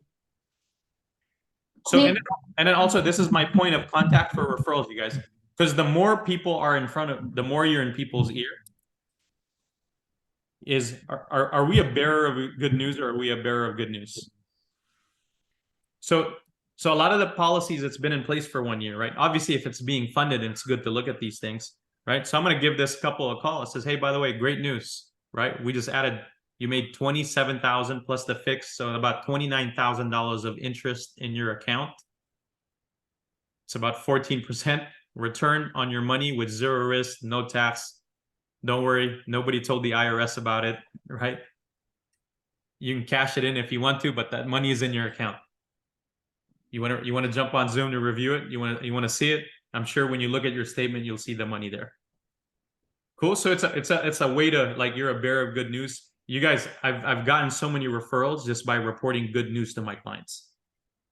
They go, oh, thank God you called, right? Thank God you called. I was thinking about you. I was actually talking to a friend about you, blah, blah, blah. Let me connect you guys. Boom. Right? Just by being a bearer of good news. All right. Cool. Any questions on this? One last question. Yeah. If the client asks what the charge deductions are, what's the good answer to that? Charge deduction? What's different? Say what? Like if they see it and we ask, hey, like, hey, what are the charge deductions? What do you good answer? Are you talking about, in our terms, the premium expense charge? I guess so, like witnesses or other hearing, like policy, and we're clearing them that interest, and then also charge deduction. How would I answer this? You guys understanding him? Your voice is a little faint and it's hard. I'm trying hard to understand you, Kyle. Sorry, I'll type it in. Okay. I have a question, Nathan, Yeah. regards to this client. So did this individual, did he like do a lump sum, or did he max fund it for several years? Because he said he had it since 2019 in Yeah, that 1030. timeframe? Yeah, it was. I transferred it from an old policy, but what we transferred over was like 100 Gs. The rest of it, he pumped the money in there. Okay. The last 3 years. Yeah. All right. So we went over the 12-step presentation duplication. And then we talked about closing an IUL. And the last thing, I'll go over the 3 most common objections. You guys good with that, or should we call it a night, or you guys still want me to go over the handling the 3 most common objections? Yeah. Let's go three. for it. Yeah, let's go. All right. And Kyle, this will answer some of your questions. I know your questions was about cost. So I think in order is, these are the 3 most common objections. Sounds too good to be true. How come I've never heard of it? How is this possible? How come I've never heard of this? Right? So like the first one, I would say that would be number 3. If I would put on the top of the list, I'd say number 1 for me, at least what I've gotten, is, what is it for you guys? I know what it is for me, but what is it for you guys? No, for me, number 1 is, what if the company goes bankrupt? What if the company goes under? Yeah. I think that's, for me, is the number 1 objection. Yeah. Me too. What if the company goes under? Yeah. That's 1. Number 2 is probably, I would say, it sounds too good to be true. How come I've never heard of it? Da, da, da, da. Right? Why don't more people do it? Right? Because obviously it sounds pretty good, right? Like when you're explaining a concept, no taxes, doesn't get reported, no 59, like it sounds really good when you go over all the details, right? So you got to go over a pro and con, right? And I'll go over that. And the third biggest objection, at least for me and what I've come across, is cost. So let's isolate that too. Okay. Any others, or those are will you guys all agree with me? Those are the top 3. That would be the top, yeah. Those would be the top 3, right? Okay.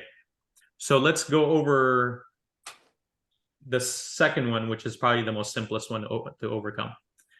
So when you're going over the illustration, right? When you're going over the illustration, you're going over all the sizzle, right? You're going over, man, look at the power of this, right? Peace of mind, you relate to them. You go over the power of this product.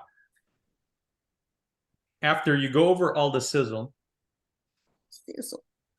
and you go, but let me tell you, here are the cons, because I gave you all the benefits about it. I've given you all the pros about it. Let me go over the cons. Here's the con. Here's the con. This is not designed as a short-term plan. This is not designed as a short-term plan. The only way you lose out on this product is if you decide to cancel at the early years. Here, let me show it to you. You see the cash value and the surrender value in the O years? See the cash value and the surrender? Both those numbers, you get people to own the number. Write that down in your number. You get them to own the number, because the surrender value is also your numbers. Those are your numbers. The cash value is your numbers. The surrender value is also your numbers. You get them to own those numbers. That's the con. Let me tell you, let me explain that more. So the insurance company is taking on two big risks. Number one is they're going to guarantee that you never ever lose money. They're going to take the risk away from you. And that's a pretty big deal, isn't it? That's a pretty big deal. They're taking on two big risks. They're taking the risk away from you, so you don't have to lose sleep at night wondering what's happening to your money, regardless of what's going on to the economy. For you, $1 million is a lot of money. It's your life savings. $1,000 a month is a lot of money. It's your hard-earned dollars. For an insurance company, it's a drop in the water. They can take the risk away from you. The second risk that they're taking is, if God forbid something happens to your life, your health, they got to fork out $300,000. You've given them one premium, they've got to fork out $300,000, $400,000, $500,000. So if you keep it for the long term, you're going to win in the equation. The only way you lose is if you keep it short term. The only con here is if you don't have long-term vision and you end up canceling. That's how you lose. That's the con. So in return, how does the insurance company mitigate that risk? Right. So these are words you can use. How does the insurance company mitigate that risk? They need two things. They're going to charge you a cost of insurance, and they need time.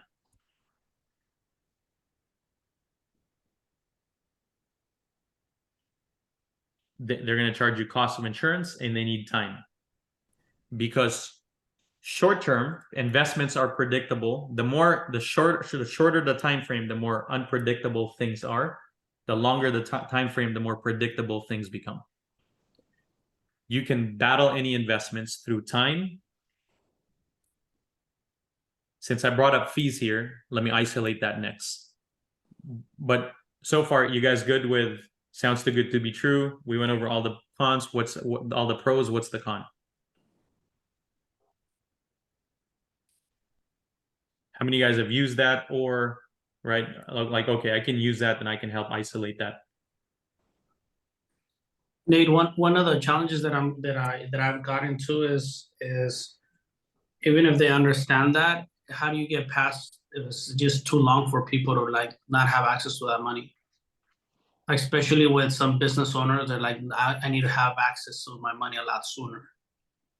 Open them up a much smaller policy.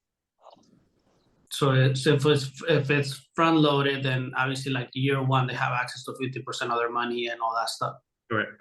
Yeah. So I tell people, I said, okay, then this is probably too big of a policy. I says, because a policy max funded, it's not really long. 60% of those dollars you could access year one. Year two, about 80% of those dollars you could already access. So if access is really what's important to you, let's get you a much smaller policy where $1,000 a month becomes the maximum contribution. Got it. Done. Let's solve that right now. And then there's some companies out there we could chat about later, but Yeah, just they're looking at YouTube or TikTok, becoming your own bank, just the way you structure them. That's all. Sounds good. Thanks, Joe. So cool. So that's that objection. If you're gonna give all the pros, you give the con. And for me, that's just how I give the con. Right. I go, hey, the insurance company is taking on two major risks that you're not willing to take. Number one is they're gonna eliminate the risk from you so you can go to sleep at night and not worry about your money. Number two is they're taking on a $300,000, a $500,000 risk. So what do they want in return? They just want time.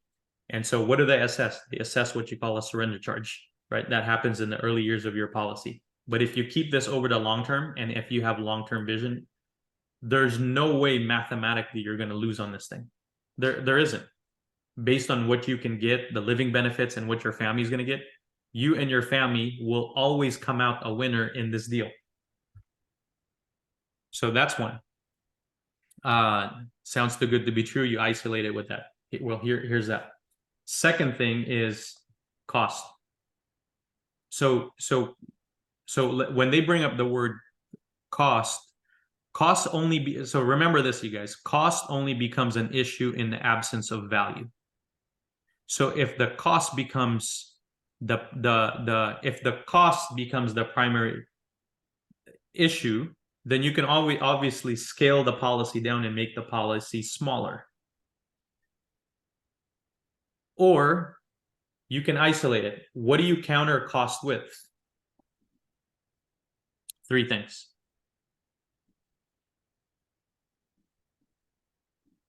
What do you counter cost with? You counter it with three things. Number one is ma'am, sir, you know exactly what you're paying for. You know exactly what you're paying for. You're paying for $500,000. That's peace of mind to you so that your kids can carry on if God forbid something happens to you. That's peace of mind to you. So number one is you know exactly what you're paying for. Because if you counter that, opposite of that is what? Number two is taxes.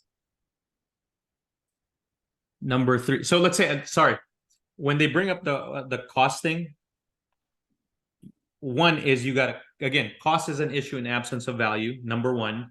Number two is compared to what? What do we compare it against? Compared to what?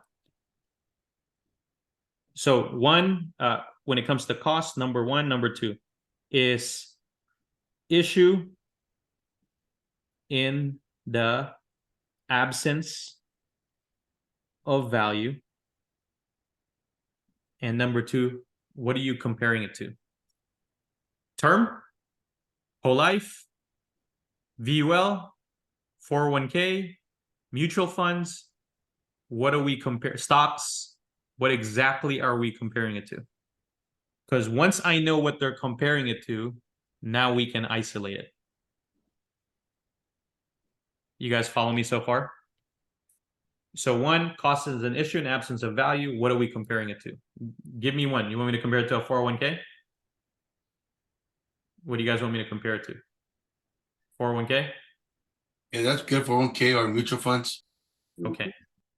So 401k mutual funds about the same, right? So, okay. So what do I have in a mutual fund? So what do I have in a mutual fund? So inside of a 401k or a mutual fund, I have what you call fund fees or fund charges. So on average, right? So let's just compare it to a 401k. So inside of a 401k, there's fund fees. There's also what you call third-party administrator fees. So there's TPA fees, there's fund fees, and all those things.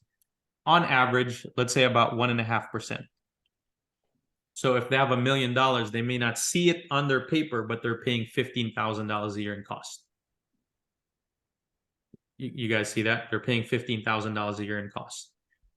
And then number two, the biggest thing is the second big thing with a 401k is risk.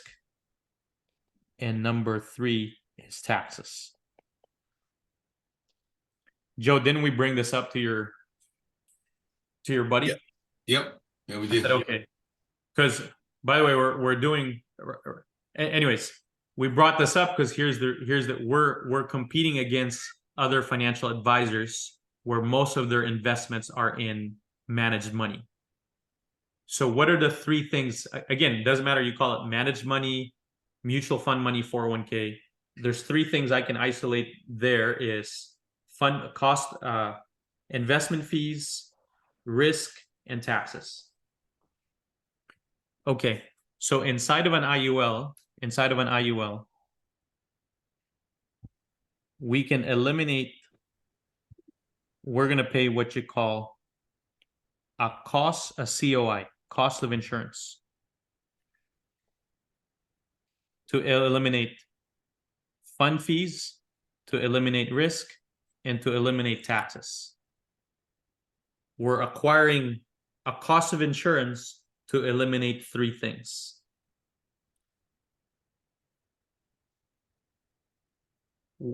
We're paying one thing to eliminate three things. So one is, let's say, the fund fees and taxes. Let's look at taxes, for example. Let's compare it to taxes. You're paying 20-30% in taxes, right? On gains, right? So let's say you make 100 grand, you're paying 20-30%, you're paying $20,000, $30,000 on those fees. I mean, just that alone is much more than is worth the money, saving money in the, like, pay the darn fees on the life insurance, right? When you're paying, when you have so much. But let's just compare it to taxes. If I pay taxes, my family indirectly benefits from it. Inside of life insurance, in lieu of taxes, my family directly benefits from it because I don't pay taxes, I'm paying cost of insurance, but I know exactly what I'm paying for. I'm paying for $500,000. I'm paying so that I eliminate risk from my money. I eliminate taxes from my money. And there's a proposed value that my family gets of $500,000. So I acquire a cost of insurance so that I could eliminate investment fees, the risk of doing business, because inside of the 401k, right, I take the risk for the next 5, 10, 15, 20, 30 years. And you get to tax me on harvest while I took all the risk for the life of the plan. And you get to come in at the end and take your money, and you weren't there in my journey of all the ups and downs, and I paid the fees every single year. Does that make sense? Right. So I write down all the, okay, what's the three things I'm eliminating, right? Taxes, risk, and fund fees for cost of insurance. But what does that buy me? Buys me $500,000 of coverage. It eliminates risk and eliminates taxes. And then we can get more specific. I just don't have an example right now to go over with you guys, but I can get more specific here where I can do the math on the dollars here, and I can do the math on the dollars here. And by the way, Jorge, here's what a smart accountant will tell you. A smart accountant will tell you, if I'm paying less money in cost of insurance than I am in paying taxes, then it's a good, go pay the cost of insurance. Right. One of the things that I've done, Nate, that it's like, I just asked the question, do you know the difference between cost and fees? Mm. And it comes back to the value part. You know what I mean? Because that's how, well, if let's just say you're gonna pay double the cost in insurance that you are gonna pay in fees. But if they charge you $150 of fees, who does the $50 go to? The company. What does it benefit you at all? Nothing. But if they charge you $100 in cost, that means that you're getting something out of the cost. So you're gonna protect your family, you're gonna protect yourself because you become disabled. So you're getting a return of the cost. So let me ask you a question. Would you rather pay $50 of fees that doesn't benefit your family, or $100 in cost that comes back 10 times fold to benefits to your family? There you go. Good one. I'd rather pay cost than fees. Right. Good one. Good analogy there. Right. That's awesome. So again, you guys, in compared to what? Term insurance, I'm not against term. Let's go buy term, invest the difference, right? But what do you have to, if you take on that concept, so again, we can use that same thing again. We just have to know what we're comparing it to. Then I can compare this with buy term, invest the difference, and an IUL, and compare the two side by side. Whole life, okay, great. Let's take a whole life and let's take an IUL. Boom, compare the two. What are we comparing it? So whatever it is, we can also always isolate that objection.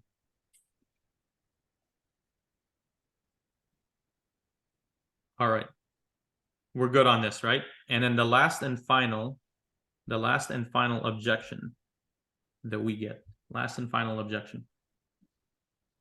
biggest ones that we get, is what if the company goes under?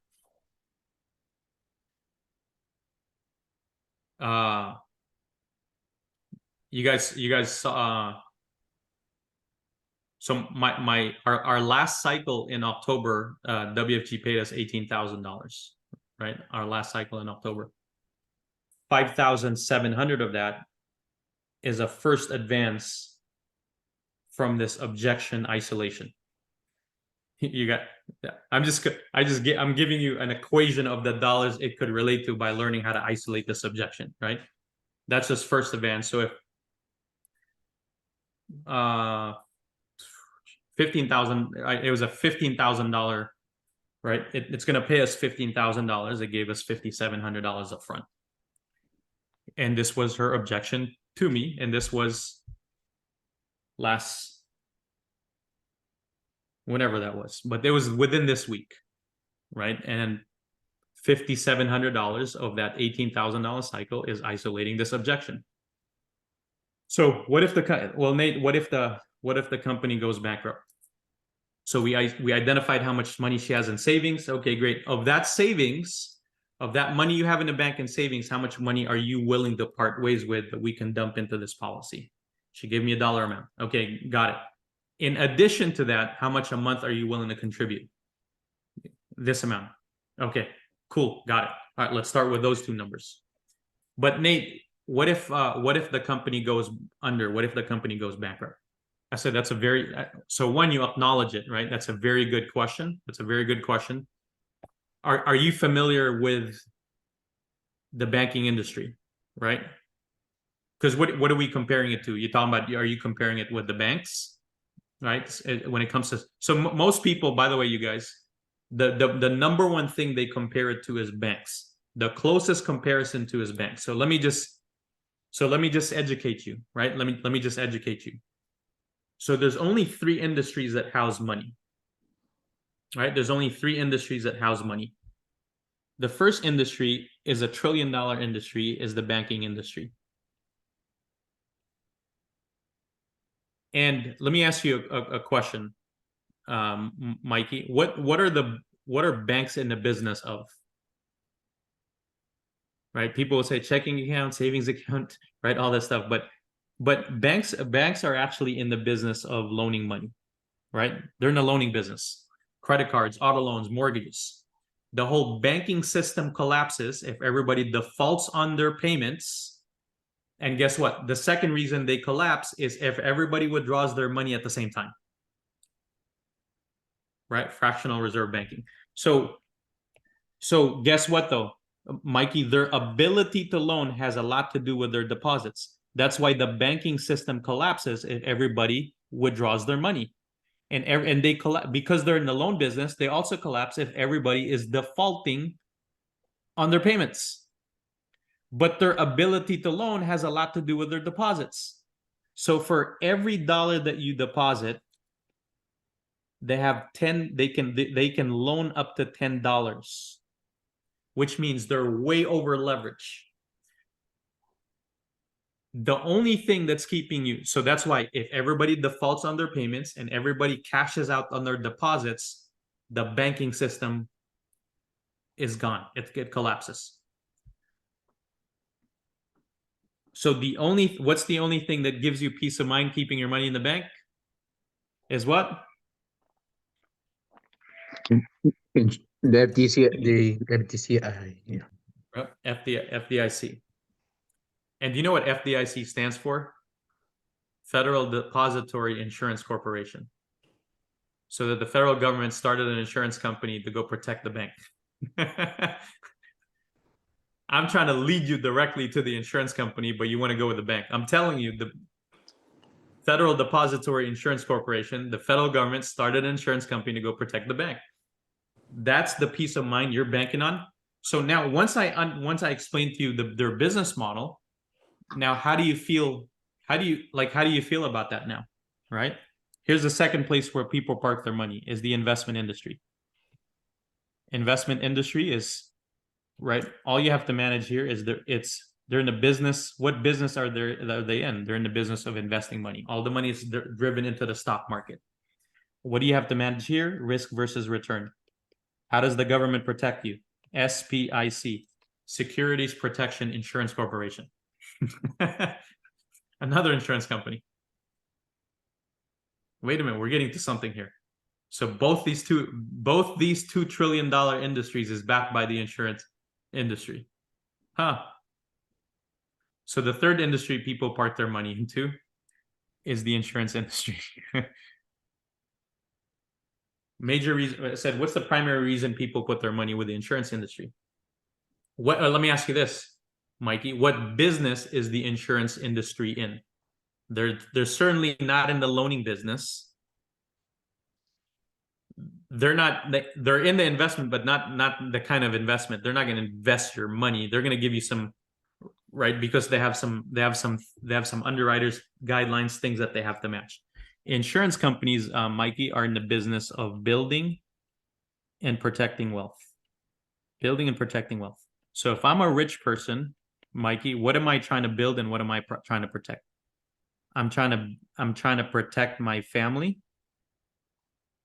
There's two things I want to protect: my family and my assets. In my assets, what am I protecting in my assets? From losing it and from taxes. So guess what? Insurance companies, what we call self-insure. For every dollar that you deposit, by law, they have up to $3 in reserve. But most of them, like Transamerica, you guys, for example, have $5 in reserve to back up that dollar. Because Aegon is just conservative that way. So you can rest assured that Transamerica products that you sell have $5 in reserve for every dollar that they guarantee. Government minimum is $3. Transamerica has $5. They're just conservative that way. So one is the business philosophy of the insurance company protects it from itself, protects it from being insolvent. The business philosophy. Number two is you have what you call reinsurance. So for example, like let's say you write a $10 million case, and based on their profile, you go, oh, we're only willing to cover 5 million, or we're not willing to insure this person for 10 million.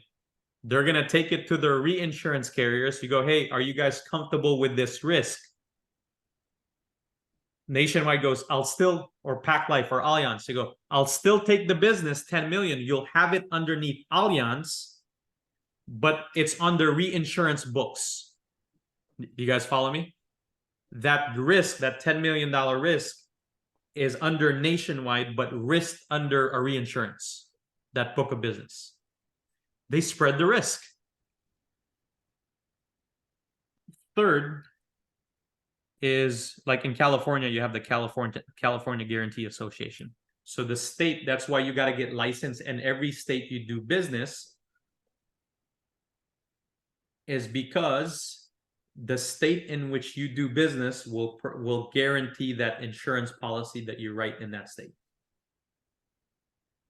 in case it goes insolvent. But right,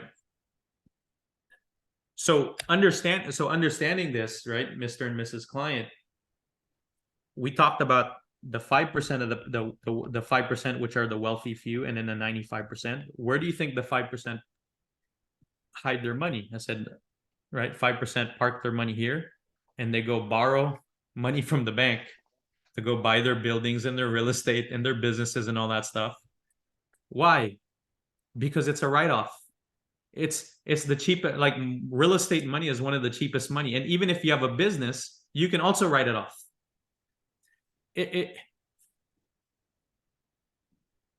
poor people just borrow money so they can go spend it and buy their purses and their cars and all those things and just go spend.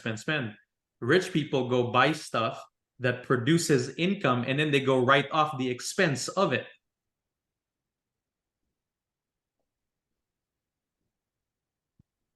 You guys, you know, we paid $5,000 in taxes in 2022. $5,000 in taxes. You know why?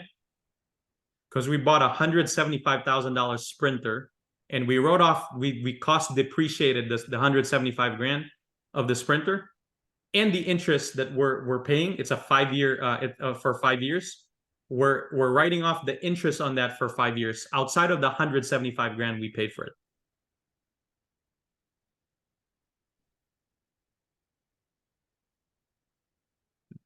$2023, we're writing off $112,000 on our Cadillac.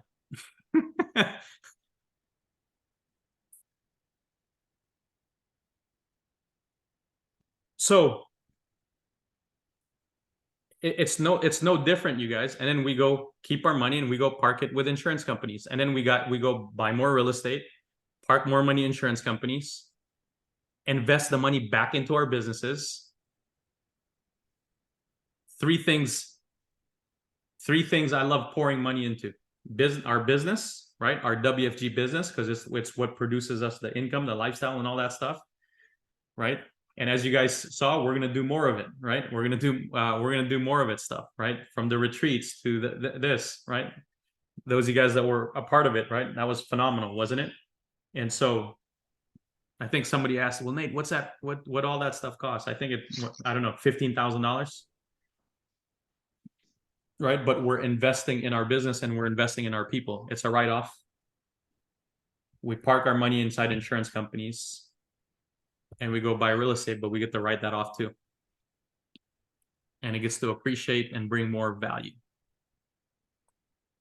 And you guys, and if you were to ask me, I'm not interested in anything else. Don't come up to me with no deals. I only like our WFG business. Real estate, I like acquiring real estate and good real estate and insurance money. Outside of that, I care about nothing else. Why? Because the number one word I'm after is control. I own stock. By the way, I own stocks. I own an E-Trade account. I haven't logged into it in like several months. Even buying stocks is ridiculous, right? Why? Like I just read somewhere and I own Tesla stocks.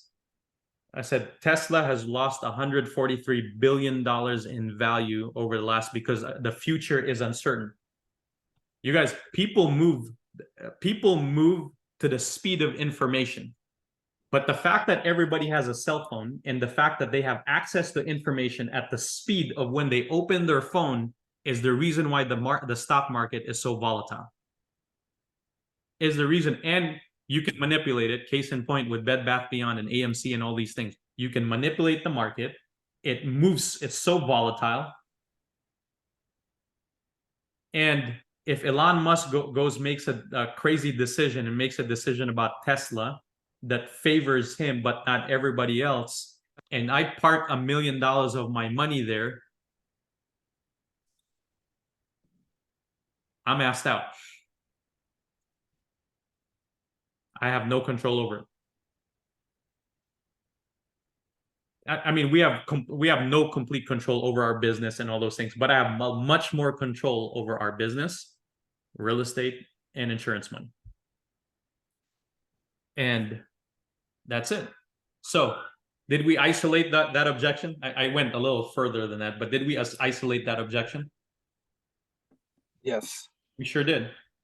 Yes. So we went over, you guys, you master the 12-step duplication, how to close an IUL, isolating the three biggest objections, just from what you learned tonight. And then this becomes the great separator then, is what you do past this Friday night.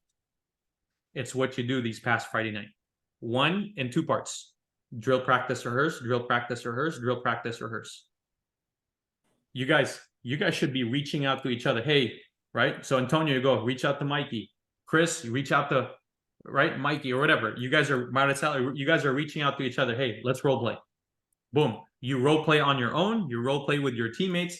Because by the time you get to your SMD or by the time you get to your leader, I don't want to be in the business of, hey, you say this, I say, I don't want to be going with the words. What I'd rather spend time with you on your tone, your body language. All right. Like the word part, I don't want to spend time in the words. I want to spend time on the higher law of your presentation. You guys follow me? Because the words you can master on your own. Like, so all the stuff we went over today, you should have recorded it, all right, and regurgitated it over and over and over again. Because it's not about creating new words. It's just mastering a set of words and just saying it over and over and over again to new people. And then the other part is the building rapport part, which, right, Freddie talked about, which is the building rapport part. And, but by the time you get to us, we just want to talk about the higher law stuff. Right. So if you're in Jorge's team, you guys, the dude's got 5 kids, right? He's got 5 kids. Like, you shouldn't be spending time with him like, hey, role play with me, right? And I'm saying it is important, but if I was to maximize his time, I would maximize Jorge's time in the field. Like, hey Jorge, I want to watch you close. Hey Monica, I want to watch you in the field closing. Joe, I want to watch you in the field. April, I want to watch you. Right? These SMDs, I want to watch them in action. Or the good thing about Zoom now is you can do your presentation, you can record it, and then send your SMD your recording. The long way to getting what you want is you wait for things to come to you. The long way of getting you what you want is to wait for things to come to you. The faster way of you getting what you want is to go seek it. Is to go seek it, which is part of the reason we went out and sought Rich Dolly. Right? As we go like, okay,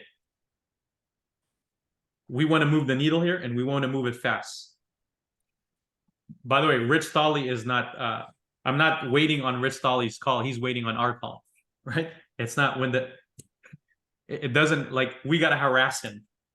We're calling him. We're texting him. If he doesn't respond, we'll call him again. We're texting him. If it takes him a month to respond, right?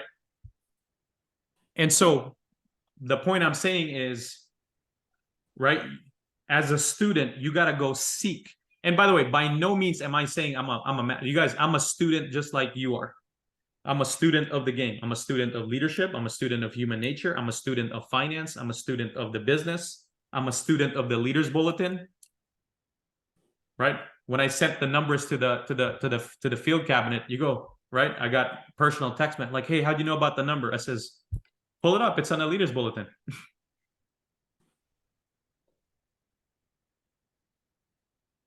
Again, I'm a student of the Leaders Bulletin. I'm a student of human nature, student of leadership, student of finance. You can go wait for things to come to you, or you can go seek it. One of my clients who's getting ready to sell his company, right? He's got a $70 million deal on the table. He's a pretty phenomenal at his health, right? I was texting back and forth with him yesterday. I said, hey, I want to step up my game in an area that you're expert at. He said, awesome, man, because I've tried 100 different ways that doesn't work. I think I've nailed it down to about 5 specific things. He said, what's your outcome? I said, I want to get optimum energy, right? All that, like I was giving him the thing that I want. I said, and anyways, he said, that's smart of you. I said, of course, right? It's knowing the right people. I said, by the way, his company that's getting, he's getting ready to sell is a health company, right? That he's about to cash out 70 million on. Obviously he's got to pay taxes and all those different things, but he's got anyways, but to go seek it is the fastest way to get from point A to point B. So drill, practice, rehearse in your own time. Number 1, by yourself, drill, practice, rehearse in your own time. Number 2 is go drill, practice, rehearse with each other. And number 3, by the time you go to your SMD, we should just be correcting your tone of voice, your language, your intensity, your passion, your story, like intricate details, but we're not talking about the language because you can do that on your own, right? And then number 4 is go in the field and actually do it. There's not a shortcut. There's not a shortcut to it, but to go in the field and actually do it. And so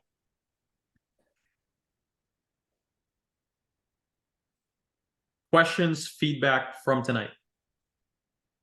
Has this been valuable? Has this been important?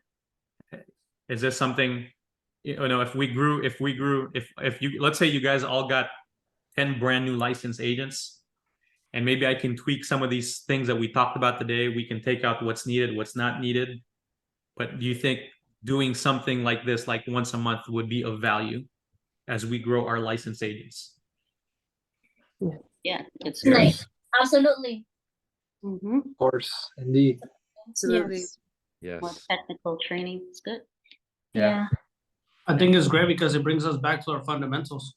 Right. Sometimes we're out on the field and we're like, man, I forgot about that part. Like, True. what have I been thinking? I'm not doing that anymore. That's true. Yeah. Okay. Okay. Awesome. Cool. Well, let's go. You guys, it's November to remember. And you guys, I really appreciate you guys being here tonight on a Friday night, and, you know, us spending our time together. I don't take that lightly. I hope you got a ton of value from it. I hope we delivered. I hope you go take this information and you go do something with it. Go help a ton of families. Go make November, you guys. Go make November your best month in business. This is, you know, I love our WFG platform because at any given day or any given Sunday, right? At any given Sunday, at any given week, at any given day, month, you can literally change the trajectory of your future. And you're at complete power to do so. Because you guys, you look at, you know, so many people that wake up every day don't have because they don't have the vehicle. The gap from where we are to what it is that we want, right, is we've talked a lot about skills here tonight. The second part of it is really your willpower, right? Is your desire and your will to want to go make it happen. For most people, they still have to worry about what skills do I acquire? And I have burning desire, but what skills do I need to acquire? Because most people don't have an avenue to go, you know, a business platform that can deliver, and we do, and we have found it. Mm-hmm.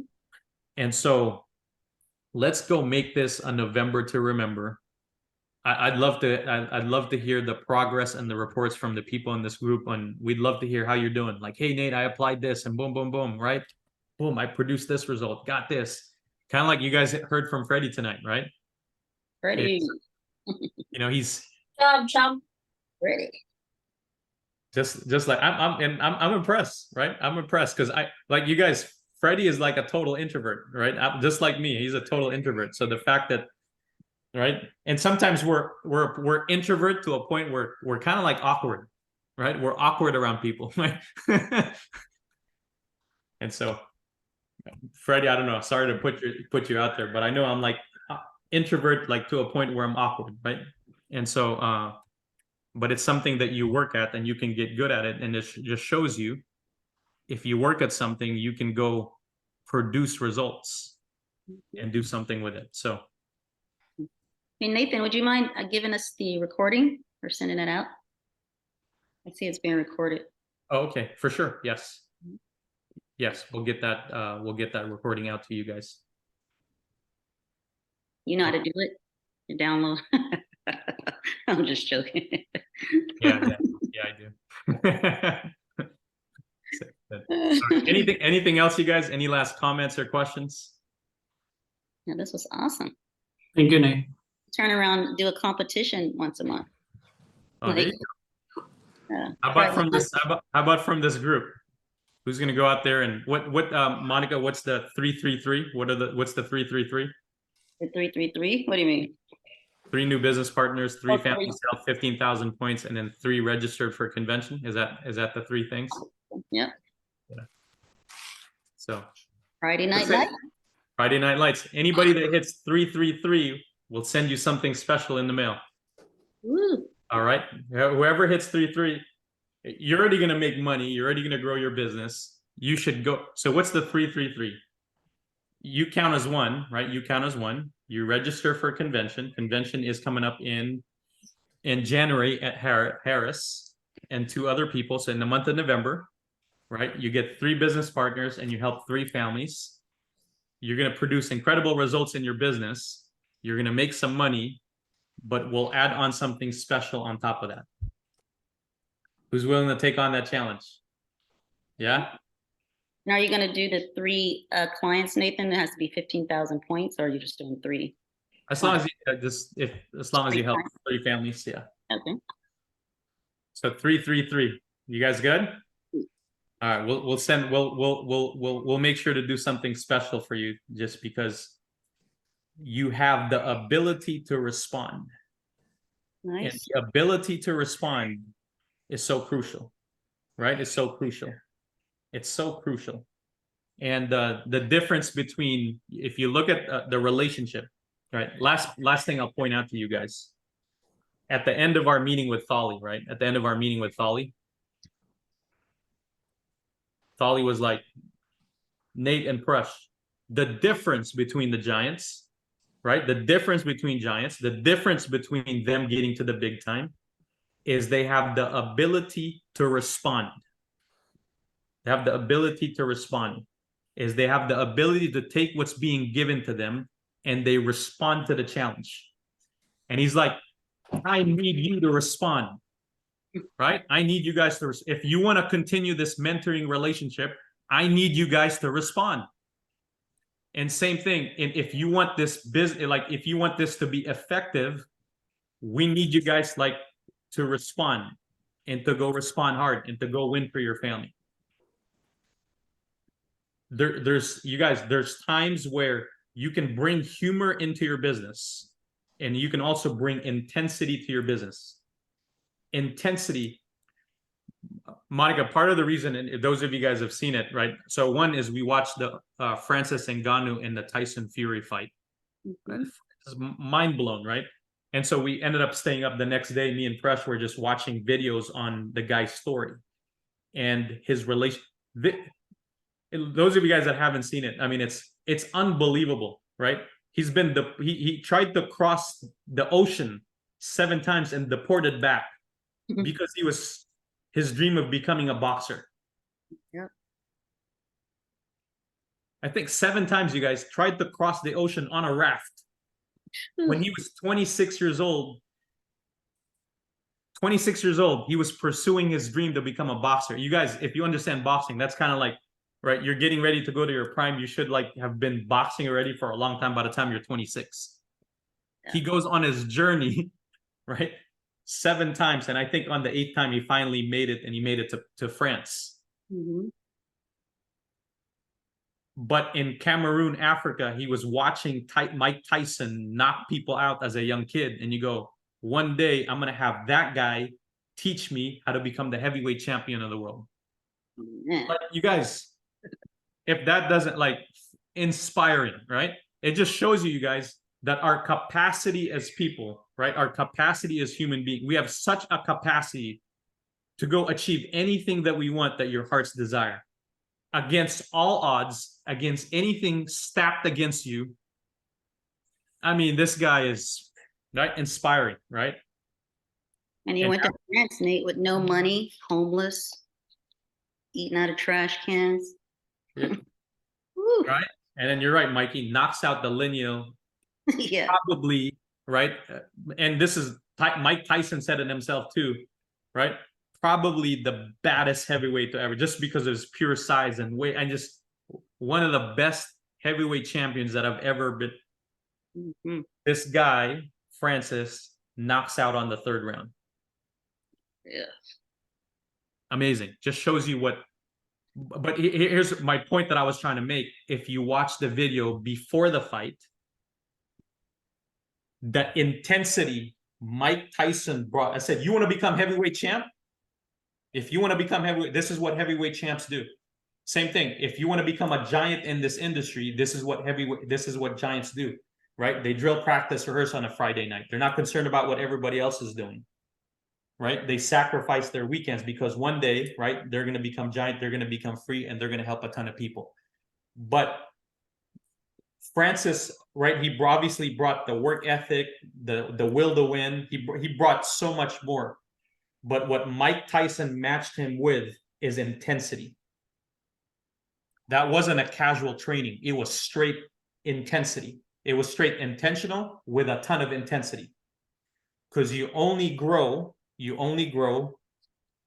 with intensity, with pressure, with the right kind of pressure. And so, anyways, you guys did that tonight. You guys are winners. You guys are champion. Let's go make it happen. November to remember. Let's go kick butt. Let's go show the rest of the world who the hell you are. Let's go, you guys. All right. Appreciate you. God bless you guys. Have a good night.